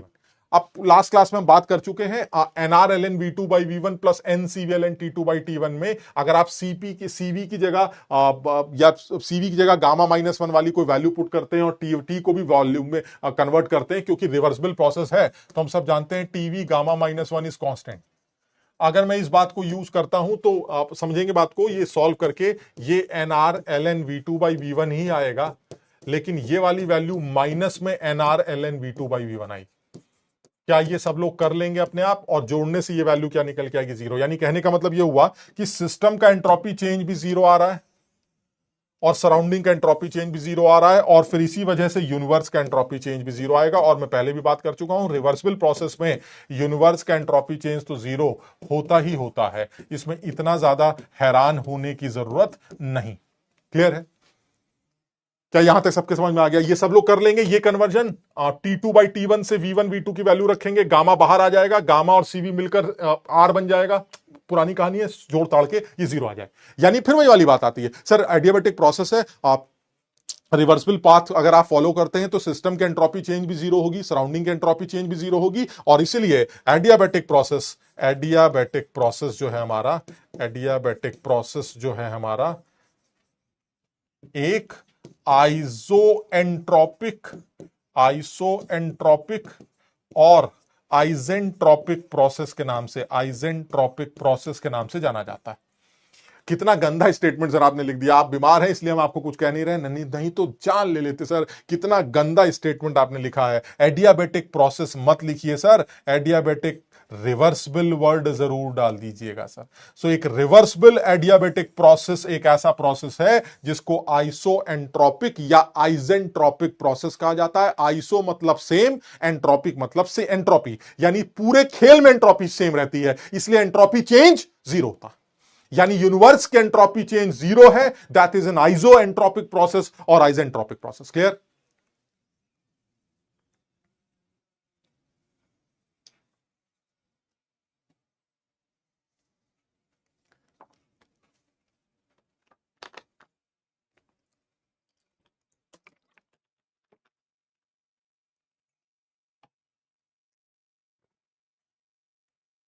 मैं फिर वही बोलूंगा कि मस्त रहना। है ना, और घबराना नहीं, सब अच्छा हो। बिल्कुल मत घबराओ, बिल्कुल मत पैनिक करो, कुछ भी नहीं है, कुछ भी गड़बड़ नहीं है, सब सही चल रहा है, सब सही होगा। और ये बहुत नॉर्मल है जो सबके साथ हो रहा है। कुछ बच्चे लिखते हैं कि घबराहट होती है, ऐसा कुछ भी, सब बहुत नॉर्मल। अबे आदमी ही तो है सर, इंसान है, कोई ऐसा तो है नहीं कि इतने काबिल, अरे सर बड़ी मेहनत करके सिलेक्शन लेंगे सर, समझ रहे हैं, ये पूरी जान लगा देंगे सर, हमारे बस की थी थोड़ी ना। अरे सर इतना थोड़ी ना कभी सोचे थे कि हिंदुस्तान के सबसे मुश्किल इम्तिहान को निकाल के अपना जो आईआईटी में पढ़ने चले जाएंगे। अरे सर इतना खोई ना, बचपन, अरे गुल्ली डंडा खेला करते सर, है, गली में क्रिकेट खेलने वाले लोग हैं हम, पतंग उड़ाने वाले लोग हैं, आप कहाँ चक्कर में पड़े हैं सर आईआईटी आईआईटी, वो तो सर मेहनत कर रहे हैं इसलिए उम्मीद बन गई है, और थोड़ी ना कुछ है। अरे कर लेंगे सर, कोशिश कर रहे हैं, कर ला लेंगे, देखा जाएगा, कुछ इसमें ऐसा कुछ नहीं है। और फिर वही है, सब कुछ यही नहीं है सर, आप समझ रहे हैं, सब कुछ यही नहीं है सर, बहुत मेहनत करने की आदत है सर, बहुत मेहनती बन गए हैं। इस एग्जाम में ने और कुछ सिखाया ना सिखाया, मेहनत बहुत सिखा दी है सर।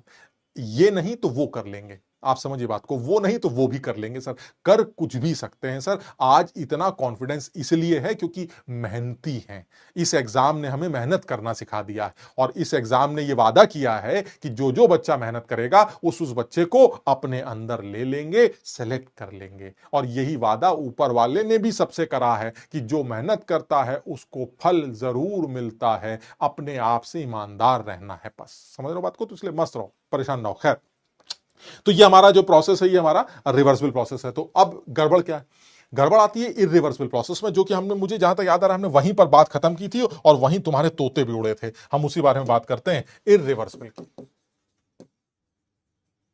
इरिवर्सिबल, सर देखिए ऐसा, इरिवर्सिबल इरिवर्सिबल छोड़िए सर, छोड़िए सब, सराउंडिंग की बात करते हैं। हमने कहा तुम छोड़, सराउंडिंग क्या बात करनी, उसको पता ही चल रहा क्या चल रहा है, सराउंडिंग से सिस्टम तो कट ऑफ हो रखा है, बात समझ रहे हो, इंसुलेटेड। तो सराउंडिंग के अंदर ना कुछ आना ना सराउंडिंग से कुछ जाना, तो ऐसे में सर छोड़िए बात को, खेल खत्म हो गया। आप इरिवर्सिबल प्रोसेस है, और इरिवर्सिबल प्रोसेस में सराउंडिंग की अगर आप एंट्रोपी चेंज निकालना चाहते हैं तो सराउंडिंग की entropy change delta S surrounding वो जीरो ही निकल के आएगी, क्योंकि लेन देन नहीं। मेरी बात सब लोग समझ रहे हैं ना, ना कुछ दिया ना कुछ लिया, लेन देन नहीं, ठीक। अच्छा, अब ऐसे में आप सराउंडिंग का तो खेल खत्म हो गया, सिस्टम की क्या बात करेंगे आप। अब सिस्टम वाली बात तो सर हम वैसे भी नहीं कर पाएंगे, क्योंकि इरिवर्सिबल प्रोसेस है, और इरिवर्सिबल प्रोसेस में सिस्टम का एंट्रोपी चेंज तो सर कोई नहीं निकाल सकता, तो आप क्या ही बात करेंगे। लेकिन सर एक बात आपने बताई थी कि जो हमारा सिस्टम है वो अगर इरिवर्सिबल पाथ फॉलो कर रहा हो, या कोई भी ऐसा पाथ जो रिवर्सिबल पाथ नहीं है वो फॉलो कर रहा हो, तो ऐसे में अगर दो स्टेट्स के बीच के एंट्रोपी चेंज कैलकुलेट करनी हो, तो आप यह अज्यूम कर लेते हैं कि इन दोनों स्टेट्स के बीच में अगर कोई रिवर्सिबल पाथ होता तो एंट्रोपी क्या आती, क्योंकि उसका फॉर्मूला है मेरे पास, और वही एंट्रोपी यहां बता देंगे, क्योंकि एंट्रोपी तो स्टेट फंक्शन होता है। तो मैंने कहा फिर तो यार बात ही खत्म हो गई। कैसे बात इसलिए खत्म हो गई, क्योंकि जो सराउंडिंग के सिस्टम की एंट्रोपी है, उस सिस्टम के एंट्रोपी का formula N R L N V2/V1 plus N CV L N T2/T1 होता है। और अभी आपने बताया था इससे पहले वाले केस में कि ये चीज तो जीरो होती है सर, ये जोड़ जाड़ के आपने बताया था ये जीरो आती है। तो ऐसे में अगर ये टर्म जीरो आता है तो सर ऐसे में अगर ये आप कह रहे हैं कि इन दोनों स्टेट्स के बीच में अगर कोई ये पाथ चल रहा हो जिसकी एंट्रोपी चेंज मुझे निकालनी है, तो आप ये मान लें, सपोज दिस इज इरिवर्सिबल। तो अगर आप इस ए स्टेट से बी स्टेट के बीच में मान लीजिए this is V1T1 and this is V2T2, तो अगर आप ये कह रहे हैं कि इन दोनों के बीच के एंट्रोपी चेंज अगर आप निकालना चाहते हैं, इन दोनों पाथ्स के बीच के एंट्रोपी चेंज निकालना चाहते हैं, तो आप क्या कह रहे थे, आप ये कह रहे थे कि अगर मैं इन दोनों के बीच में कोई एक रिवर्सिबल पाथ मान लूं तो जो एंट्रोपी चेंज आएगी वो वही होगी जो इनकी। बिल्कुल सही है, इसमें कोई गलत नहीं, because entropy is a state function, इसमें कुछ सोचना ही नहीं। लेकिन सर आइडिया आप जानते नहीं है सर, एडियाबेटिक की खूबसूरती। आप एडियाबेटिक के बारे में सर आप क्या जानते हैं सर, इतना खूबसूरत प्रोसेस है, इतना खूबसूरत प्रोसेस है। क्या कहता है, कहता है देखो भाई सुन लो, अगर ए से बी तुम मेरे पास पहुंचे यहां से यहां, अगर ये पीला वाला पाथ फॉलो करके, समझो बात को, पीला वाला मतलब कोई भी एक पाथ फॉलो करके, सपोज ये रिवर्सिबल पाथ फॉलो करके, तो तुम ए से बी हरा वाला पाथ फॉलो करके नहीं पहुंच सकते, तुम जान लगा दो, तुम्हें जो करना कर लो। यानी अगर तुम ए से बी आना चाहते हो तो तुम यहीं जाके कहीं रुक जाओगे, तुम एक नए पॉइंट पर रुक जाओगे, लेकिन वो बी पॉइंट नहीं हो सकता अगर तुमने अपना पाथ बदल दिया। यानी अगर तुम अपना पाथ बदलोगे तो तुम्हारा गंतव्य बदल जाएगा, तुम जहां पहुंचना चाहते हो तुम वहां नहीं पहुंच पाओ। मैंने कहा ये क्या बदतमीजी, तुमने नया ड्रामा चालू कर दिया, इससे पहले तो तुम कभी नहीं बोलते थे, तुम कहते थे ए और बी के बीच में ये बना लो, वो बना लो, ये बना लो, वो बना लो। ये 36 पाथ तुमने बनाए थे ए और बी के बीच में, ये 36 पाथ आपने बनाए थे, पता नहीं कहां बनाए थे, ये 36 पाथ आपने बनाए थे ए और बी के बीच में। अब आप कह रहे वाह एक ही रास्ता है और रास्ते ही नहीं, ऐसा क्या मुसीबत हो गई? अरे खूबसूरती है एडियाबेटिक प्रोसेस की, ये एडियाबेटिक प्रोसेस की एक खूबसूरती है कि किन्हीं भी दो प्रोसेस, किन्हीं भी दो स्टेट्स को आप ज्वाइन सिर्फ एक पाथ से कर सकते हैं। मैं प्रूफ भी कर सकता हूं, पिछली बार भी किया था, फिर प्रूफ करके दिखाता हूं। बहरहाल जो स्टेटमेंट है वो ये है कि there exist only one path, only one path joining two states of a gas adiabatically। ये बहुत इंपॉर्टेंट है, मतलब आप समझिए इस बात को, सब लोग जरूर नोट करेंगे, पिछली बार भी ऑब्वियसली मैंने जरूर बोला होगा तुमको, ये बहुत इंपॉर्टेंट है। इस पर जेई के एडवांस लेवल पर कोई भी एक स्टेटमेंट बन सकता है, कैसे भी करके ये सवाल बनाया जा सकता है, इसको आप खूबसूरत बात समझ के जरूर याद रखेंगे। ये कहना चाह रहे हैं कि किन्हीं भी दो, इसको प्रूफ कर सकता हूं, इसको मैं प्रूफ कर सकता हूं, मतलब मैं अभी तुम्हें प्रूफ करके दिखाऊंगा, बहुत देसी भाषा में भी प्रूफ करके दिखाता हूं और टेक्निकली भी प्रूफ करके दिखाता हूं। यही कहना चाह रहा है, जैसे आप यहां खड़े हैं और अब आप ये कह रहे हैं कि आप यहां से यहां जाना चाहते हैं, तो अब अगर मान लीजिए आप यहां से यहां ऐसे गए एक बार में, तो बस अब आप बात खत्म हो गई। अब अगर आपको यहां से वहां जाना है तो आपको यही पाथ फॉलो करना पड़ेगा, बस आप एक बार में चले जाइए, चले जाइए। तो मैंने कहा क्या बदतमीजी है बे, पागलों के सामने जाने के 36 रास्ते, ऐसे घूम के चला जाऊंगा? कह रहे यही तो बता रहे हैं, घूम के नहीं जा पाएंगे। तो मैंने कहा अच्छा घूम के नहीं जाएंगे, फिर धीरे धीरे चले जाएंगे? कह रहे यही तो बता रहे हैं, धीरे धीरे नहीं जा पाएंगे। मैंने कहा क्या बदतमीजी है यार, तो कैसे जाएंगे? कह रहा जैसे पहले गए थे बस वैसे चले जाओ। यानी अगर तुम्हें यहां से यहां आना है तो बस ऐसे, बिल्कुल ऐसे, समझ लो बात को, बिल्कुल ऐसे जाना, बिल्कुल ऐसे, बिल्कुल भटकना नहीं। अगर तुम इस रास्ते को फॉलो करते हो, यानी सेम पाथ फॉलो करते हो, तब तो तुम यहां पहुंच जाओगे। लेकिन अगर तुमने जरा सी बदतमीजी कर दी, बस तुम समझ लेना गंतव्य स्थान, डेस्टिनेशन बदल जाएगा। Who is Baral, who is Baral? Raman कह रहा है वार्म अप क्लास। हाँ रमन, ये मेरे लिए वार्म अप क्लास। तुम लोग तो ऐसे बात कर रहे हो जैसे साला तुम लोग को सब कुछ पहले समझ में आ गया था। अरे यार थोड़ा सा रिवीजन हो गया, क्या बुरा लग रहा है तुम लोग को? जल्दी बताओ, बुरा लग रहा है कि अच्छा लग रहा है? कितने बच्चे ऐसे हैं वोट करते हैं अभी, कितने बच्चे ऐसे हैं जो ये बताना, जो ये कहेंगे कि उनको ये बुरा लग रहा है या अच्छा लग रहा है? मतलब यस और नो, बुरा मतलब क्या मतलब? अच्छा लग रहा है यानी यस, और बुरा लग रहा है यानी नो, है ना? मतलब अच्छा लग रहा है तो यस करना है। तो ये क्लास जो हमने की है अभी, ये जो रिवीजन हुआ है तुम्हारा, ये तुम लोग को अच्छा लगा या बुरा लगा? ठीक, जरा एक बार वोटिंग करते हैं, जरा मजा आएगा।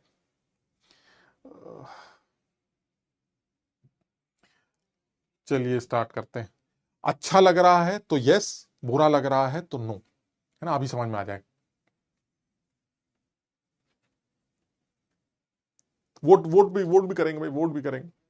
तो कुछ लोगों को हो सकता है बुरा लगे, क्योंकि मैं भी अगर उस बच्चे के बारे में सोचूं जिसने सब कुछ सही से पढ़ लिया था, जिसको क्लैरिटी है, समझ में आ गया है, तो मैं भी उसकी जगह होता तो यही सोचता है साला अभी बीमार होके आया है, साला पका रहा है जबरदस्ती, तो मैं भी यही सोचता। लेकिन बहुत कम बच्चे होंगे, है ना? वो बहुत कम बच्चे होते हैं।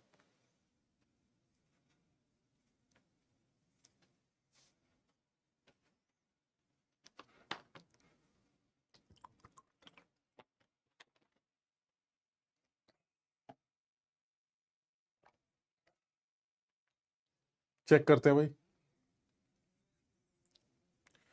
97.4% बच्चे कह रहे हैं उनको अच्छा लग रहा है। 3% इसलिए भी निकला, हमें लगता है कुछ तो कंफ्यूज हो होंगे, साला बुरे पे यस करना है या अच्छे पे यस करना है। अरे ये तो समझ रहे बात को, आईटी की तैयारी चल रही है बहरहाल।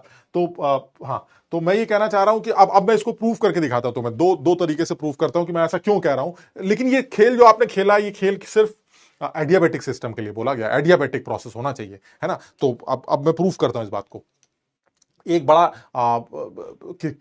किताबी मेथड है। और किताबी मेथड ये है कि क्या बोल रहे हैं आप सर, क्या कह रहे हैं आप ये कह रहे हैं कि दो स्टेट्स को आप किन्हीं भी दो पाथ से ज्वाइन नहीं कर सकते एडियाबेटिकली, यही आप कह रहे हैं? क्यों नहीं कर सकते सर, बिल्कुल कर सकते हैं। जैसे मैथ्स होती है ना, गणित में करते हो तुम लोग मैथ्स में ये बदतमीजी, क्यों नहीं कर सकते, ऐसी की तैसी हम मानेंगे कर सकते हैं, और बाद में आके क्या कहते हैं, देखा गलत आ रहा है ना, नहीं कर सकते। वो क्या कहते हैं उसको, कॉन्ट्रडिक्शन बोलते हैं, क्या बोलते हैं गणित में जो भी है, तो वही कॉन्ट्रडिक्शन यहां करते हैं। क्यों नहीं कर सकते हैं, तो पहले मान लेते हैं कर सकते हैं, फिर बाद में कहेंगे ओ सॉरी सॉरी गलती हो गई, समझ रहे हो? तो वही वाली बात कर लेते हैं। वो कह रहा है कि आप ज्वाइन नहीं कर सकते, हम कह रहे हैं कर सकते हैं। तो ये लीजिए, एक बात, एक स्टेट ये है, एक स्टेट ये, इन दो स्टेट्स को हम ज्वाइन करना चाहते हैं, बिल्कुल ज्वाइन कर लेते हैं। आप ऐसे ज्वाइन कर सकते हैं, लेकिन स्टेटमेंट क्या था कि इसके अलावा और कोई पाथ फॉलो नहीं कर सकते, लेकिन अब मैं क्या कह रहा हूं, नहीं कर सकते। तो ये लीजिए कर लिया। तो मान लेते हैं एक रिवर्सिबल पाथ है और एक इररिवर्सिबल पाथ। अच्छा, अब ये कॉन्ट्रडिक्शन वाला मेथड है। बात समझ, कॉन्ट्रडिक्शन मेथड क्या बोलते हैं पता नहीं यार, कॉन्ट्रडिक्शन वाला मेथड जो होता है, ये कॉन्ट्रडिक्शन, तो क्या कॉन्ट्रडिक्शन है, ठीक। तो अब अगर ऐसा है तो फिर सर एक चीज बहुत क्लियर है,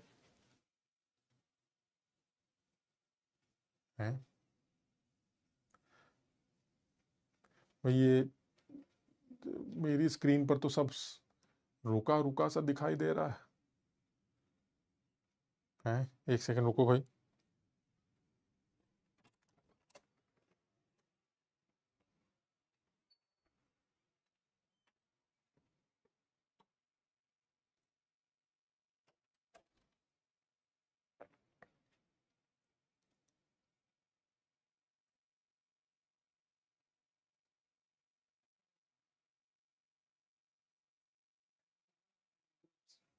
मतलब मेरी आवाज जा रही है, बैच क्लास चल रही है, ठीक।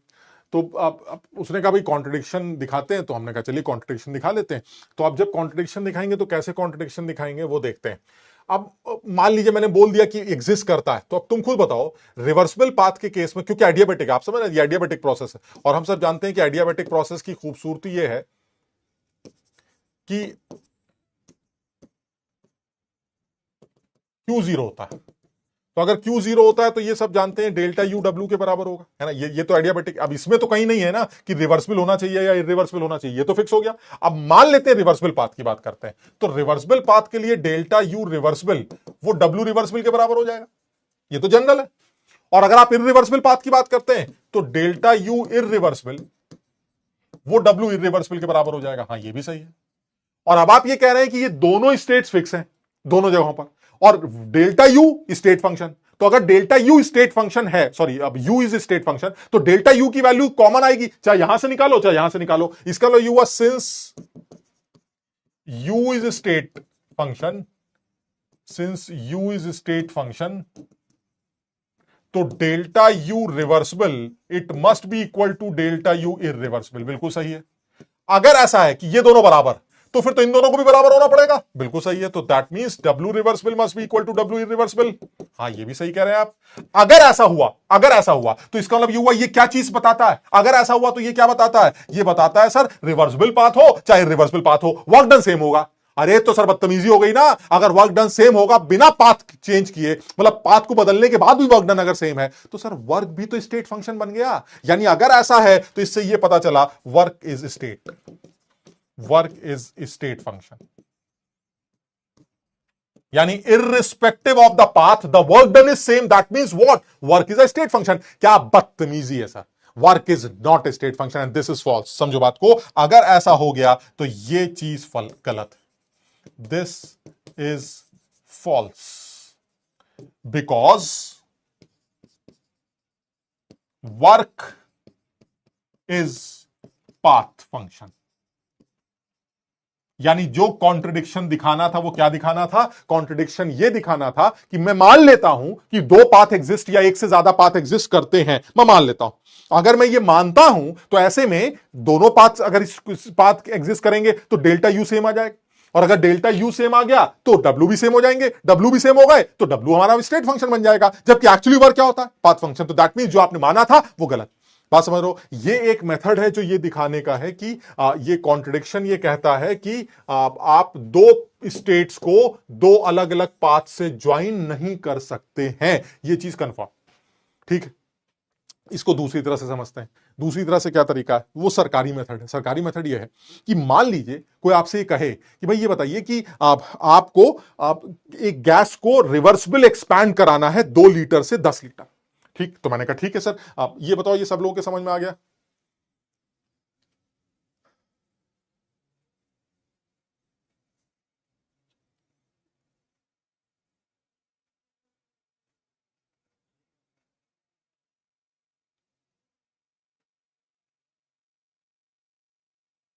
ठीक है, ये हाँ, अब सरकारी मेथड पे आते हैं। सरकारी मेथड क्या है?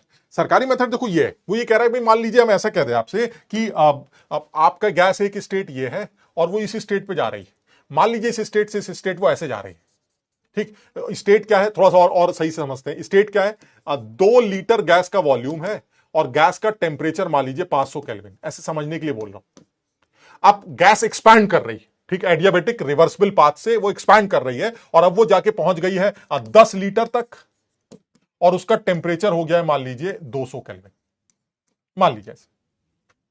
ठीक है, यानी गैस ए से बी गई रिवर्सिबल पाथ फॉलो करके और ऐसे में वो उसने ये सीन फॉलो किया कि जब वो 2 लीटर पे थी तो उसका टेम्परेचर 500 केल्विन था और जब वो एक्सपैंड कर रही है तो उसका टेम्परेचर 200 केल्विन हो जाएगा जब वो 10 लीटर पे। और टेम्परेचर गिर क्यों रहा है सर? देखिए आप समझिए बात को, बेचारी खाद तो रही नहीं है क्योंकि बाहर से तो कुछ खाएगी नहीं, लेकिन फिर भी एक्सपैंड कर रही है, यानी वर्क कर रही है। वर्क कर रही है तो उसका टेम्परेचर डिप करेगा। कितना डिप करेगा सर? 200 से 500 से 200 हो जाएगा सर। ठीक है, मान लेते हैं, बहुत बढ़िया। अच्छा, अब आप जरा सोच के बताइए, क्या ये काम आप इररिवर्सिबल पाथ से कर सकते थे?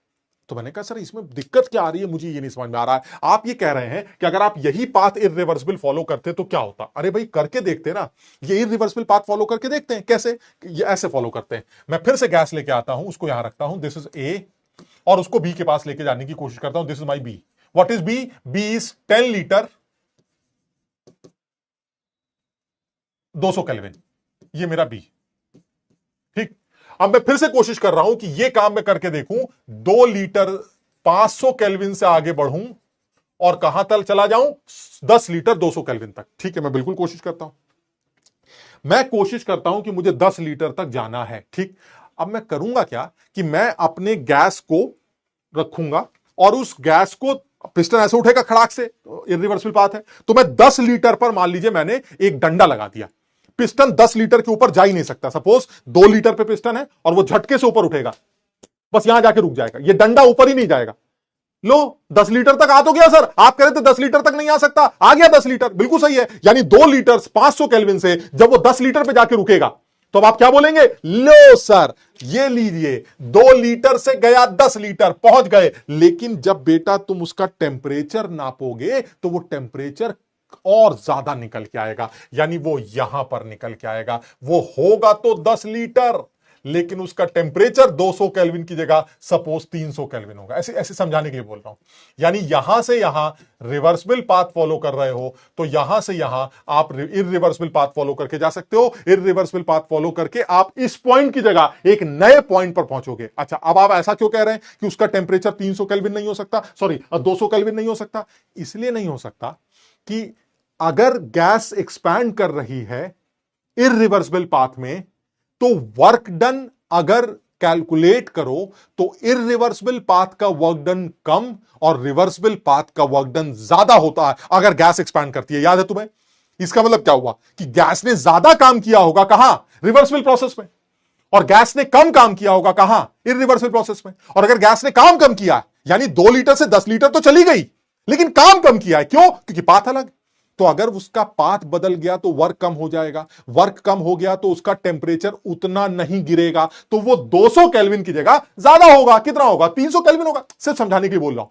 अच्छा, कोई ये कहे कि अच्छा सारी दिक्कत यह है कि गैस का टेम्परेचर 200 केल्विन तक नहीं आ रहा है, तो एक काम करते हैं, मैं गैस के टेम्परेचर को 200 केल्विन पे लाके छोड़ूंगा। कैसे? गैस से काम करवाता जाऊंगा, करवाता जाऊंगा, करवाता जाऊंगा, तब तक काम करवाऊंगा जब तक कि उसका टेम्परेचर 500 केल्विन से गिरकर 200 केल्विन ना हो जाए। तब तो स्टेट अटेन हो जाएगी ये वाली। मैंने कहा करके देख लो। अब मैंने क्या किया? अब मैंने एक थर्मामीटर लिया और उस थर्मामीटर को अंदर ठूस दिया।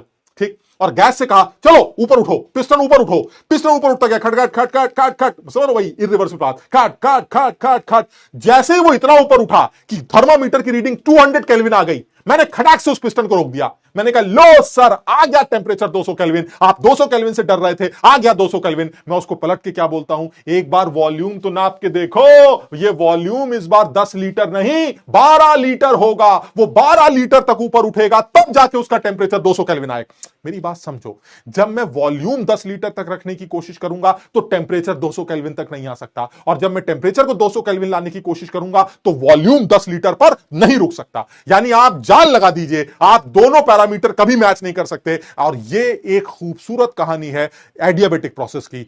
आइसोथर्मल में ऐसा क्यों नहीं होता? आइसोथर्मल में इसलिए नहीं होता क्योंकि जब कभी सिस्टम को ऐसा लगता है भैया वॉल्यूम 10 लीटर आने वाला है लेकिन टेंपरेचर बदल सकता है, तो ऐसे में बाहर से हीट का लेन देन चालू हो जाता है। यानी हीट के एडजस्टमेंट से सब एडजस्ट हो जाता है, लेकिन यहां हीट का लेन देन अलाउ नहीं है, इसलिए जो होता है वो अंदर ही अंदर होता है। और ऐसे में पाथ के बदलने से वर्क डन बदल जाता है, वर्क डन के बदलने से गैस की स्टेट बदल जाती है। समझिए बात,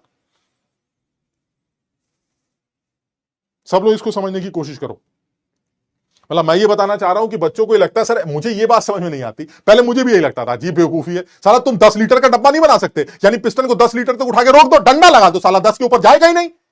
बिल्कुल सही कर दो, डंडा लगा दो, 10 के ऊपर नहीं जाएगा, यानी ये आ जाएगा 10। लेकिन जब ये 10 आ जाएगा ना तो वो 200 नहीं आएगा, ये कंफर्म। क्यों? क्योंकि वर्कडन कम हो रहा है, क्योंकि वर्कडन तो पाथ फंक्शन है, वर्कडन कम होगा, वर्कडन कम होगा तो टेम्परेचर कम गिरेगा, कम गिरेगा तो टेम्परेचर बढ़ा हुआ मिलेगा, और अगर टेम्परेचर बढ़ा हुआ मिलेगा तो 200 की जगह 300 मिलेगा। लो स्टेट बदल गई। कोई कहता है लो तुम्हें 200 की दिक्कत हो रही है, अबे थर्मामीटर लगा के 200 पे रोक देना, बिल्कुल कर सकते हो, थर्मामीटर लगा के 200 पे रोक दो, लेकिन जब रोकोगे तो वॉल्यूम 10 लीटर नहीं 12 लीटर हो चुका होगा, गैस 12 लीटर तक फैल चुकी होगी, तब जाके उसका टेम्परेचर 500 से गिर के 200 तक आएगा। समझो बात को, सब लोग इस बात को समझने की कोशिश करो। हाँ छुट्टी चालू हो गई, छुट्टी दे दीजिए सर, छुट्टी छुट्टी चाहिए सर, छुट्टी हमको।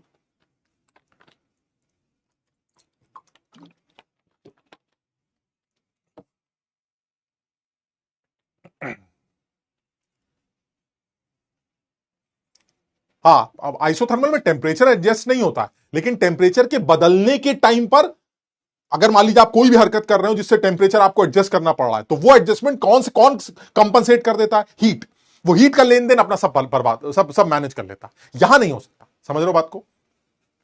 ठीक, तो इसका मतलब ये हुआ सर, ये आप क्लियर हो गया हमें कि isothermal sorry adiabatic reversible process में आप सिस्टम के एंट्रोपी चेंज कम से कम ये मत बोलिए कि जीरो होगी, क्योंकि आप ये मत कहिए कि दो स्टेट्स के बीच की एंट्रोपी चेंज हमेशा फिक्स होती है। बिल्कुल सही है सर, लेकिन जब स्टेट ही सेम ना हो, क्योंकि तो आप ये कह रहे थे कि यहां से लेके यहां तक की एंट्रोपी चेंज जीरो है। मान लीजिए मैं ऐसे बोलूं, यहां से लेके यहां तक की एंट्रोपी चेंज मान लीजिए जीरो, दिस इज रिवर्सिबल, लेकिन अब मैं बी तक जा ही नहीं सकता क्योंकि मैं बी वाला स्टेट रिवर्सिबल के अलावा किसी और पाथ से अटेन ही नहीं कर सकता। तो एक चीज तो क्लियर है सर, अब जो एंट्रोपी चेंज निकल के आएगी सर, वो एंट्रोपी चेंज जीरो नहीं होगी, ये बिल्कुल clear. This will not be equal to zero, ये बिल्कुल क्लियर। बताओ मेरी बात समझ रहे हो? क्योंकि अगर तुम ये मानते हो कि एंट्रोपी स्टेट फंक्शन है, now the states are different, so the entropy change will be different, now it won't be zero. यानी एक चीज तो क्लियर है, डेल्टा एस सराउंडिंग तो जीरो होगा क्योंकि वो तो आंख बंद करके बैठा है, ना लिया ना दिया, भाड़ में जाओ जीरो, ये तो ठीक है। लेकिन सिस्टम की एंट्रोपी चेंज सर इस बार जीरो नहीं होगी, यूनिवर्स की एंट्रोपी चेंज भी इस बार जीरो नहीं होगी। और इस बार सिस्टम और सराउंडिंग की एंट्रोपी चेंज जब आप निकालेंगे तो सर बड़ा खूबसूरत बात आती है जो बच्चों को बड़ा कंफ्यूज करती है कि सर निकालेंगे कैसे। तो ये तरीका है NCVln T2/T1। सर यही वाला फॉर्मूला दोबारा यूज कर लेंगे। कैसे सर? आप अजीब बात कर रहे हैं, कैसे दोबारा यूज कर लेंगे? ये तो कर ही नहीं सकते। बिल्कुल कर सकते हैं, अज्यूम करके कि अगर इन दोनों के बीच में एक इरिवर्सिबल पाथ की जगह रिवर्सिबल पाथ होता तो एंट्रोपी चेंज कैसे निकलती। समझो बात को। यानी अब ये डिसाइड करते हैं कि हमारी ये जो एंट्रोपी चेंज है ये पॉजिटिव कैसे आ रही है। रिवर्सिबल पाथ में एंट्रोपी चेंज पॉजिटिव आना चाहिए, अगर एक्सपेंशन हो रहा है तो हम चेक करके देखते हैं। तुम ये बताओ, इरिवर्सिबल पाथ में तुमने क्या, सॉरी रिवर्सिबल पाथ में अभी तुमने क्या बोला था? तुमने बोला था sir net entropy change will B zero, क्योंकि ये दोनों मिलकर जीरो हो जाएंगे। बिल्कुल सही है, ये दोनों मिलकर जीरो हो जाएंगे। यानी T2 को रखने से जीरो आएगा, रिवर्सिबल वाले T2 को रखने से जीरो आएगा, 200 केल्विन रखने से। समझ रहे हो? ये 500, ये 200, ये 10 लीटर, ये 2 लीटर। आज समझ लो, यानी ये हमारा 10 लीटर, ऐसे तुम्हें समझाने के लिए बोल रहा हूं, ये हमारा 2 लीटर, ये हमारा 200 केल्विन, और ये हमारा 500 केल्विन। ऐसा करने से सपोज ये वैल्यू 0 आ रही, ठीक है। अच्छा, अब वहां निकाल के देखते हैं, वहां कैसे निकालेंगे, चलिए रख के देखते हैं सर, वही वाला फॉर्मूला यूज करते हैं फिर से। चलिए चेक करते हैं। वॉल्यूम तो सर आपने 200 का 10 लीटर कर लिया, 2 लीटर से, बिल्कुल सही है। टेम्परेचर आपका 500 केल्विन था, T1। अब जरा जल्दी से बताओ T2 कितना होगा? क्या ये T2 200 होगा? नहीं सर, T2 तो बड़ा निकल के आएगा, T2 200 से बड़ा होगा, 300। तो 200 रख के अगर वैल्यू 0 आ रही थी तो 300 रख के वैल्यू सर ये ग्रेटर देन 0 आएगी sir. This will be greater than 0। बताओ मेरी बात सब लोग समझ रहे हैं कि नहीं? सब लोग समझेंगे इस बात को, और सब लोग इस बात को अब अच्छी बात समझें और ऐसे सोचें जैसे आज उन्होंने कुछ एक नई बात सीखी है, because this is very unique feature of adiabatic irreversible process. Adiabatic reversible process का एंट्रोपी चेंज हमेशा 0 है, चाहे सिस्टम हो, सराउंडिंग हो, because that is iso entropic process, isentropic process, और वो हमें पता है क्यों। लेकिन एडियाबेटिक इरिवर्सिबल प्रोसेस के लिए एंट्रोपी चेंज कैलकुलेशन में सराउंडिंग तो आज भी 0 होगा, बट सिस्टम के एंट्रोपी चेंज इसी फॉर्मूले से निकाली जाएगी। सिर्फ फर्क इतना होगा कि जो टेम्परेचर होगा वो 200 केल्विन की जगह 300 केल्विन रखना पड़ेगा। यानी एडियाबेटिक इरिवर्सिबल प्रोसेस में नया टेंपरेचर निकालोगे और उसको इसी फॉर्मूले में पुट करके अपनी एंट्रोपी चेंज कैलकुलेट कर सकते हो। इस तरह से तुम एडियाबेटिक इरिवर्सिबल प्रोसेस की भी एंट्रोपी निकाल सकते हो। यानी मैं ये बताना चाह रहा हूं कि जब ये वैल्यू 0 आ रही है, ये वाली वैल्यू 0 आ रही है, 10, 2, 200 और 500, जब ये 0 आ रहा है तो अगर सोचो मैं यहां पर 200 की जगह 300 रख दूं तो सर तब तो ये वैल्यू बड़ी हो जाएगी। यानी अगर ये वैल्यू 0 आ रही है तो 300 रखने से जो वैल्यू आएगी वो 0 से बड़ी निकल के आएगी, और अगर वो 0 से बड़ी आ रही है तो सर एक चीज क्लियर है, सिस्टम प्लस सराउंडिंग, सर खेल खत्म हो गया। सिस्टम की 0 थी, सराउंडिंग की 0 थी, सिस्टम की 0 से बड़ी है, डेल्टा एस सिस्टम जो है वो 0 से बड़ा है, तो जो डेल्टा एस यूनिवर्स आएगा वो 0 से बड़ा निकल के आएगा। And this is again irreversible. और बात हो चुकी है, किसी भी तरह के इरिवर्सिबल प्रोसेस में यूनिवर्स कहता है बढ़ो बढ़ो मेरी एंट्रोपी बढ़ाओ, क्योंकि मेरी एंट्रोपी तो बढ़ रही है। And this is second law of thermodynamics. Her irreversible process में यूनिवर्स को एंट्रोपी में फायदा मिलता है, and this is second law of thermodynamics. Clear?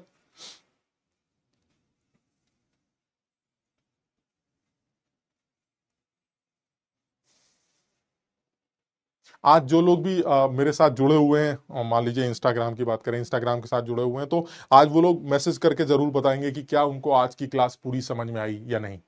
ठीक है ना? तो मुझे मैसेज जरूर करना, और मुझे मैसेज में जरूर बताना कि तुम्हें आज की क्लास समझ में आई, क्योंकि मैंने आज बहुत एफर्ट्स के साथ क्लास ली है। आप उतने समझ रहे बात को, मतलब बहुत मेहनत करी है क्लास लेने में, क्योंकि अंदर से अभी उतनी ताकत नहीं। तो सब लोग मुझे ज़रूर बताएंगे, जो लोग भी मेरे साथ जुड़े हुए हैं वो ज़रूर बताएंगे कि उनको आज की क्लास समझ में आई या नहीं। शाबाश। थंडर स्टॉर्म आ रहा है भाई, कहीं पर थंडर स्टॉर्म आ रहा है। अरे बवाल मचा है, अपनी जिंदगी में बवाल मचा है, तुम कहा है कि थंडर स्टॉर्म के चक्कर में पड़ो, यहां हिले पड़े हैं सारी दुनिया भाई। ठीक, शाबाश। चलिए, अच्छा अब नेक्स्ट फटाफट जो दो एक प्रोसेस है उनको ऐसे ही डिस्कस कर लेते हैं, उसमें कुछ भी नहीं है। चलिए फटाफट उनको डिस्कस कर लेते हैं। आइसोकोरिक, जल्दी बता दो भाई, अब इसमें ज्यादा दिमाग नहीं लगाएंगे। आइसोकोरिक प्रोसेस में सिस्टम की एंट्रोपी चेंज कैसे निकल के आएगी? अरे सर छोड़िए ना, अब तो कुछ भी नहीं करना है, क्योंकि मुझे तो सीधे सीधे पता है सिस्टम के एंट्रोपी चेंज का एक ही फॉर्मूला है, NR ln V2/V1 plus NCV ln T2/T1। खेल खत्म करिए सर, और सीधे सीधे बताइए सिस्टम के एंट्रोपी चेंज अगर आपको निकालनी हो तो सर आइसोकोरिक प्रोसेस में V1 V2 हमने सुना है बराबर होते हैं, इसलिए जो एंट्रोपी चेंज निकल के आएगा delta S system that is NCV ln T2/T1। Clear है? अच्छा, इसी में अगर कोई कहे कि मुझे सराउंडिंग की और बता दीजिए, सब बड़ा मुश्किल हो जाएगा, मतलब सर लोग खत्म हो जाएंगे अगर इस तरह के सवाल बना दिए जाएं। लेकिन वो बना रहा है, मैंने देखा कि अब वो शुरू कर रहा है, इस तरह के छोटे छोटे सवाल बना लेता है। सराउंडिंग के बारे में पूछ लेगा तो और अच्छा सवाल बन जाएगा, सराउंडिंग के एंट्रोपी चेंज, सराउंडिंग के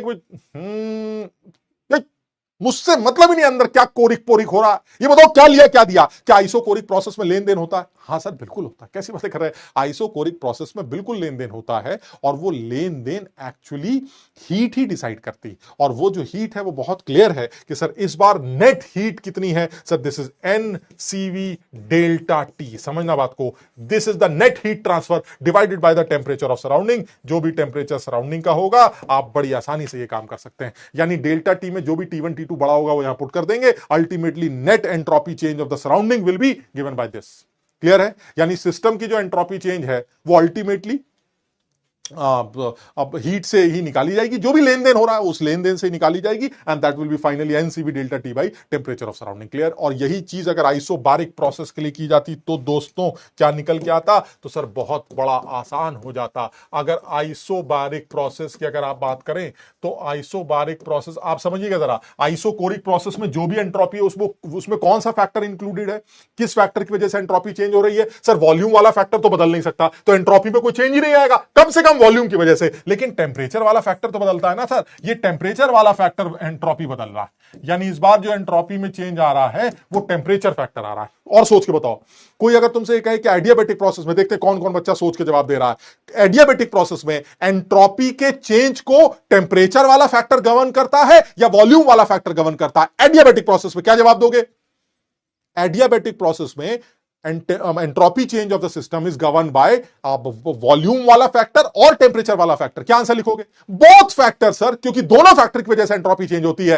फर्क सिर्फ इतना है सर कि एक फैक्टर एंट्रोपी को बढ़ाता है तो एक फैक्टर उतना ही घटाता है, इसलिए नेट एंट्रोपी चेंज जीरो निकल के आता। याद करो ये बात जो अभी बताई गई थी कि सर एक फैक्टर एंट्रोपी को बढ़ाता है और एक फैक्टर एंट्रोपी को घटाता है। सर जितना बढ़ाता है उतना ही घटाता है, याद है सर? ये देखिए आप, ये प्लस में बढ़ गया, ये माइनस में चला गया। सर जितना बढ़ गया उतना ही घट गया। अब असर तो दोनों की वजह से पड़ता है सर, एंट्रोपी में चेंज दोनों की वजह से असर डालती है, लेकिन एक प्लस डालती है एक माइनस में डालती है, नेट एंट्रोपी चेंज जीरो निकल के आती है।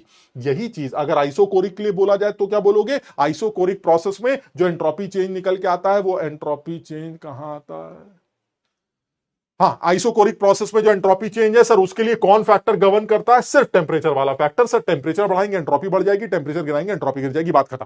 क्लियर? लेकिन अगर इसी में आइसोबारिक प्रोसेस हुआ तब क्या होगा? अरे सर अब मजा आ गया, क्योंकि आइसोबारिक प्रोसेस का जो डेल्टा एस होगा सिस्टम का, वो सर दोनों लोग गवर्न करेंगे फिर से, NR L N V2/V1 plus NCV/ln T2/T1। Sir ये दोनों लोग फैक्टर्स को गवर्न करेंगे, क्योंकि कुछ भी जीरो नहीं होता। आइसोबारिक प्रोसेस में वॉल्यूम चेंज हो सकता है, टेम्परेचर चेंज हो सकता है, तो ऐसे में सर ये दोनों फैक्टर गवर्न करेंगे। और इस बार मजे की बात यह है कि सर ये दोनों फैक्टर पॉजिटिवली इन्वॉल्व होंगे, यानी गिरेंगे तो दोनों गिरेंगे, बढ़ेंगे तो दोनों बढ़ेंगे। बात समझो मेरी, और इसको प्रूव कर सकते हो तुम यहां पर, क्योंकि आइसोबारिक प्रोसेस है, प्रेशर कांस्टेंट है, V1/T1 is equal to V2/T2। इसके अकॉर्डिंगली अगर मैं V2/V1 की वैल्यू देखूं तो V2/V1 T2/T1 से चेंज किया जा सकता है। यहां वैल्यू पुट करते हैं, this is NR/ln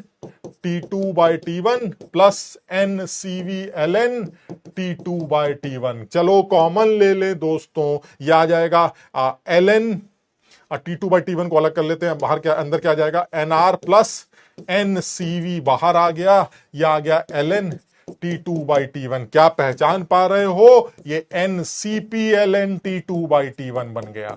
this is the entropy change of system isobaric process. समझो बात, दिस इज आइसोबारिक प्रोसेस।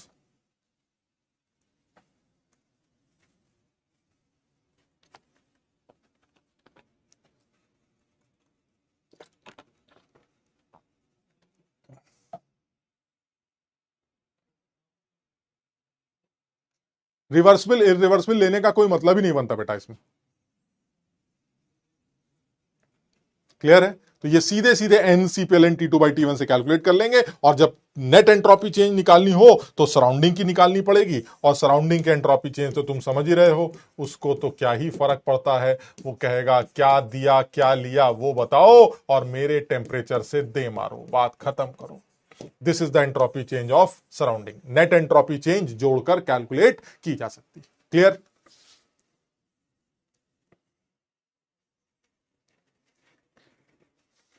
नहीं, चैप्टर अभी कंप्लीट नहीं हुआ बेटा। मैं अब थोड़ी सी और अच्छी बातें करूंगा इसके अंदर, है ना, थोड़ी सी अच्छी बातें करनी है, तो चैप्टर अभी कंप्लीट लूंगा, कल मैं कंप्लीट करूंगा। और जैसा कि तुम्हें पता है, केमिकल इक्विलिब्रियम का अगर नाम ले लिया है तो कल हेडिंग तो पड़ेगी ही पड़ेगी, हेडिंग तो जरूर डलेगी। कल केमिकल इक्विलिब्रियम शुरुआत जरूर की जाएगी। आज की क्लास एक्चुअली मैं चाहता था कि एक बढ़िया रिवीजन हो जाए, बढ़िया से रिवाइज कर लिया जाए, ताकि जो है चीजें और अच्छी लगे। यानी बहुत क्लैरिटी के साथ समझाने की कोशिश की है। आसान बातें कर रहे हैं, बहुत ज्यादा मुश्किल बातें नहीं कर रहे हैं। ठीक, क्लियर है? ये सबको यहां तक समझ में आ गया? ठीक है। ये अब जल्दी से एक दो पॉइंट और करने हैं, वो एक दो पॉइंट और डिस्कस कर लेते हैं। अब एंट्रोपी चेंज के बारे में ये तो हम कर चुके हैं। एंट्रोपी चेंज के बारे में जो हम डिस्कशन कर रहे थे उसमें जरा एक दो पॉइंट्स बहुत आसान से हैं, उनको और जल्दी से डिस्कस कर लेते हैं। नेक्स्ट केस, यानी कौन कौन से केसेस कर लिए? एक हमारा टेम्परेचर कांस्टेंट, तुम्हारा चेंज, हमारा चेंज, तुम्हारा चेंज, गैस इन्वॉल्व होगा या आइसोथर्मल, एडियाबेटिक, फलाना धमाका, सारे केसेस कर लिए। एक और केस लेके आते हैं। सर कभी कभी ऐसा भी तो हो सकता है फेस ट्रांसफॉर्मेशन हो रहा हो, तो फेस ट्रांसफॉर्मेशन जिस पर सबसे ज्यादा सवाल पूछे गए तुमसे, एंट्रोपी चेंज के सबसे घटिया प्रोसेस हो गया। सर ये भी कुछ केसेस बन सकते हैं, सर इनको भी केसेस लिए जा सकते हैं। सर इन केसेस के बारे में भी फटाफट डिस्कशन कर लेते हैं। कुछ नहीं करना है सर, फेस ट्रांसफॉर्मेशन एक ऐसा प्रोसेस है जिसमें टेम्परेचर कांस्टेंट रहता है। तो खत्म हो गई ना बात। सर टेम्परेचर कांस्टेंट है तो जो भी हीट का लेन देन है divided by temperature, that is the entropy change. इसमें क्या सोचना है? यानी अगर मान लीजिए सॉलिड लिक्विड में कन्वर्ट हो रहा है, तो अगर सॉलिड लिक्विड में कन्वर्ट हो रहा है एट अ पर्टिकुलर टेम्परेचर, कौन सा टेम्परेचर होता है बताइए जरा फ्यूजन का? सर वो मेल्टिंग पॉइंट होता है। तो उस मेल्टिंग पॉइंट पर यहां ये जो टेम्परेचर रखा गया है, दिस इज मेल्टिंग पॉइंट। यानी कहने का मतलब यह हुआ कि अगर आपको सॉलिड से लिक्विड कन्वर्जन के दौरान एंट्रोपी चेंज कैलकुलेट करनी है, तो जो भी हीट आपने दी divided by temperature of melting point, बात खत्म। और वो हीट क्या होती है जरा जल्दी से बताओ? This is heat of fusion. Sir उस मेल्टिंग पॉइंट पर जो भी हीट दी जाती है, जो सॉलिड को लिक्विड में कन्वर्ट करने के लिए दी जा रही है, that is heat of fusion. और डेल्टा एच फ्यूजन को टेम्परेचर से डिवाइड करके यह काम आसानी से किया जा सकता है।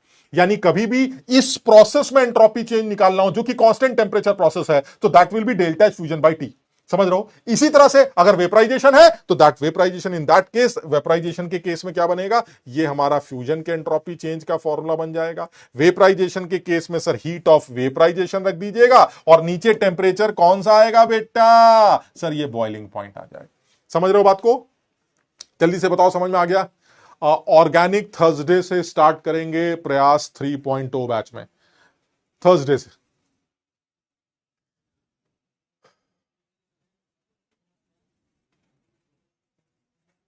समझ में आ रहा है? चलिए बिल्कुल इसी तरह से लास्ट पॉइंट एक और डिस्कस कर लेते हैं। अगर सब्लिमेशन हो तो क्या हो? अरे सर छोड़िए ना बात को, अगर सब्लिमेशन है तो यही कर देंगे, बात खत्म हो गई। और टेम्परेचर क्या होगा? सर टेम्परेचर जो है वो बॉइलिंग पॉइंट के नीचे ही होगा। यानी एक ऐसे टेम्परेचर पर जिस पे ना वो मेल्ट कर रहा है, मेल्टिंग पॉइंट के नीचे ही होगा, क्योंकि आप इस सॉलिड को बिलो मेल्टिंग पॉइंट इतनी एनर्जी दे देते हैं कि वो डायरेक्ट किस में कन्वर्ट हो जाता है? वेपर में। तो दैट मींस ये आपके तीनों केसेस बनेंगे जिस पे एंट्रोपी चेंज पर सवाल हमसे पूछे जा चुके हैं।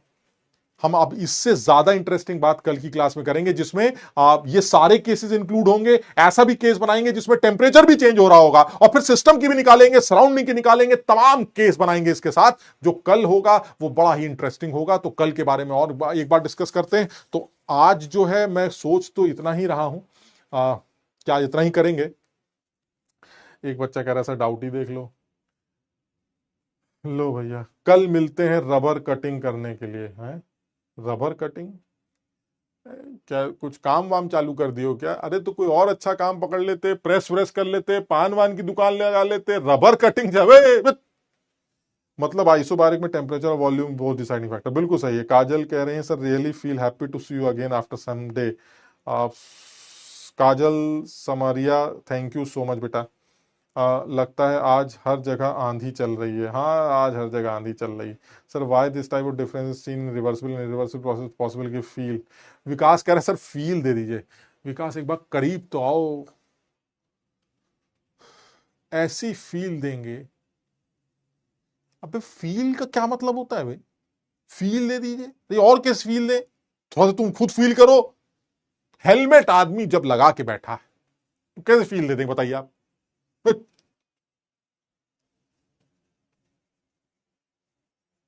अच्छा रिबन कटिंग था वो, रबर कटिंग।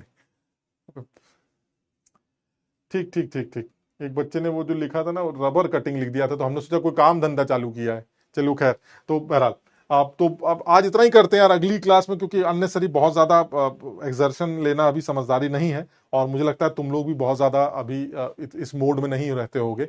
तो बहरहाल ठीक है, कल हम इस चैप्टर को बहुत जल्दी एक क्लास एक घंटे के अंदर खत्म करेंगे, क्योंकि थोड़ा सा गिब्स फ्री एनर्जी वाला पोर्शन जो बड़ा छोटा सा पोर्शन है वो भी कवर करेंगे। थर्ड लॉ ऑफ थर्मोडायनेमिक्स एक कौड़ी का 5 मिनट का वो भी कवर कर लेंगे। तो मुझे ऐसा लगता है कि हम जो है कल ये चैप्टर बड़ी आराम से कंप्लीट करेंगे और फिर कल ही केमिकल इक्विलिब्रियम भी स्टार्ट करेंगे। तो सब लोग बिल्कुल मस्त रहें, हैप्पी रहें, खुश रहें। और मैं फिर एक बात बोलूंगा, आप घबराने की जरूरत नहीं है, क्योंकि किसी के साथ अगर कुछ भी ऐसा हो रहा है जिससे उसको लगता है वो नॉर्मल नहीं है, तो वो बिल्कुल नॉर्मल हो रहा है। आप समझिए इस बात को, क्योंकि ऐसी सिचुएशन में अगर कोई बच्चे को कुछ भी अंदर से गुदगुदी नहीं हो रही है तो मुझे लगता है वो बिल्कुल लल्लू है, वो कुछ नहीं कर रहा है। आप समझिए, क्योंकि घबराहट वो फैक्टर है जो हर बच्चे के दिमाग में जरूर आता है, क्योंकि वो उस इम्तिहान की तैयारी कर रहा है जो उसके लाइफ का सबसे इंपॉर्टेंट एग्जाम।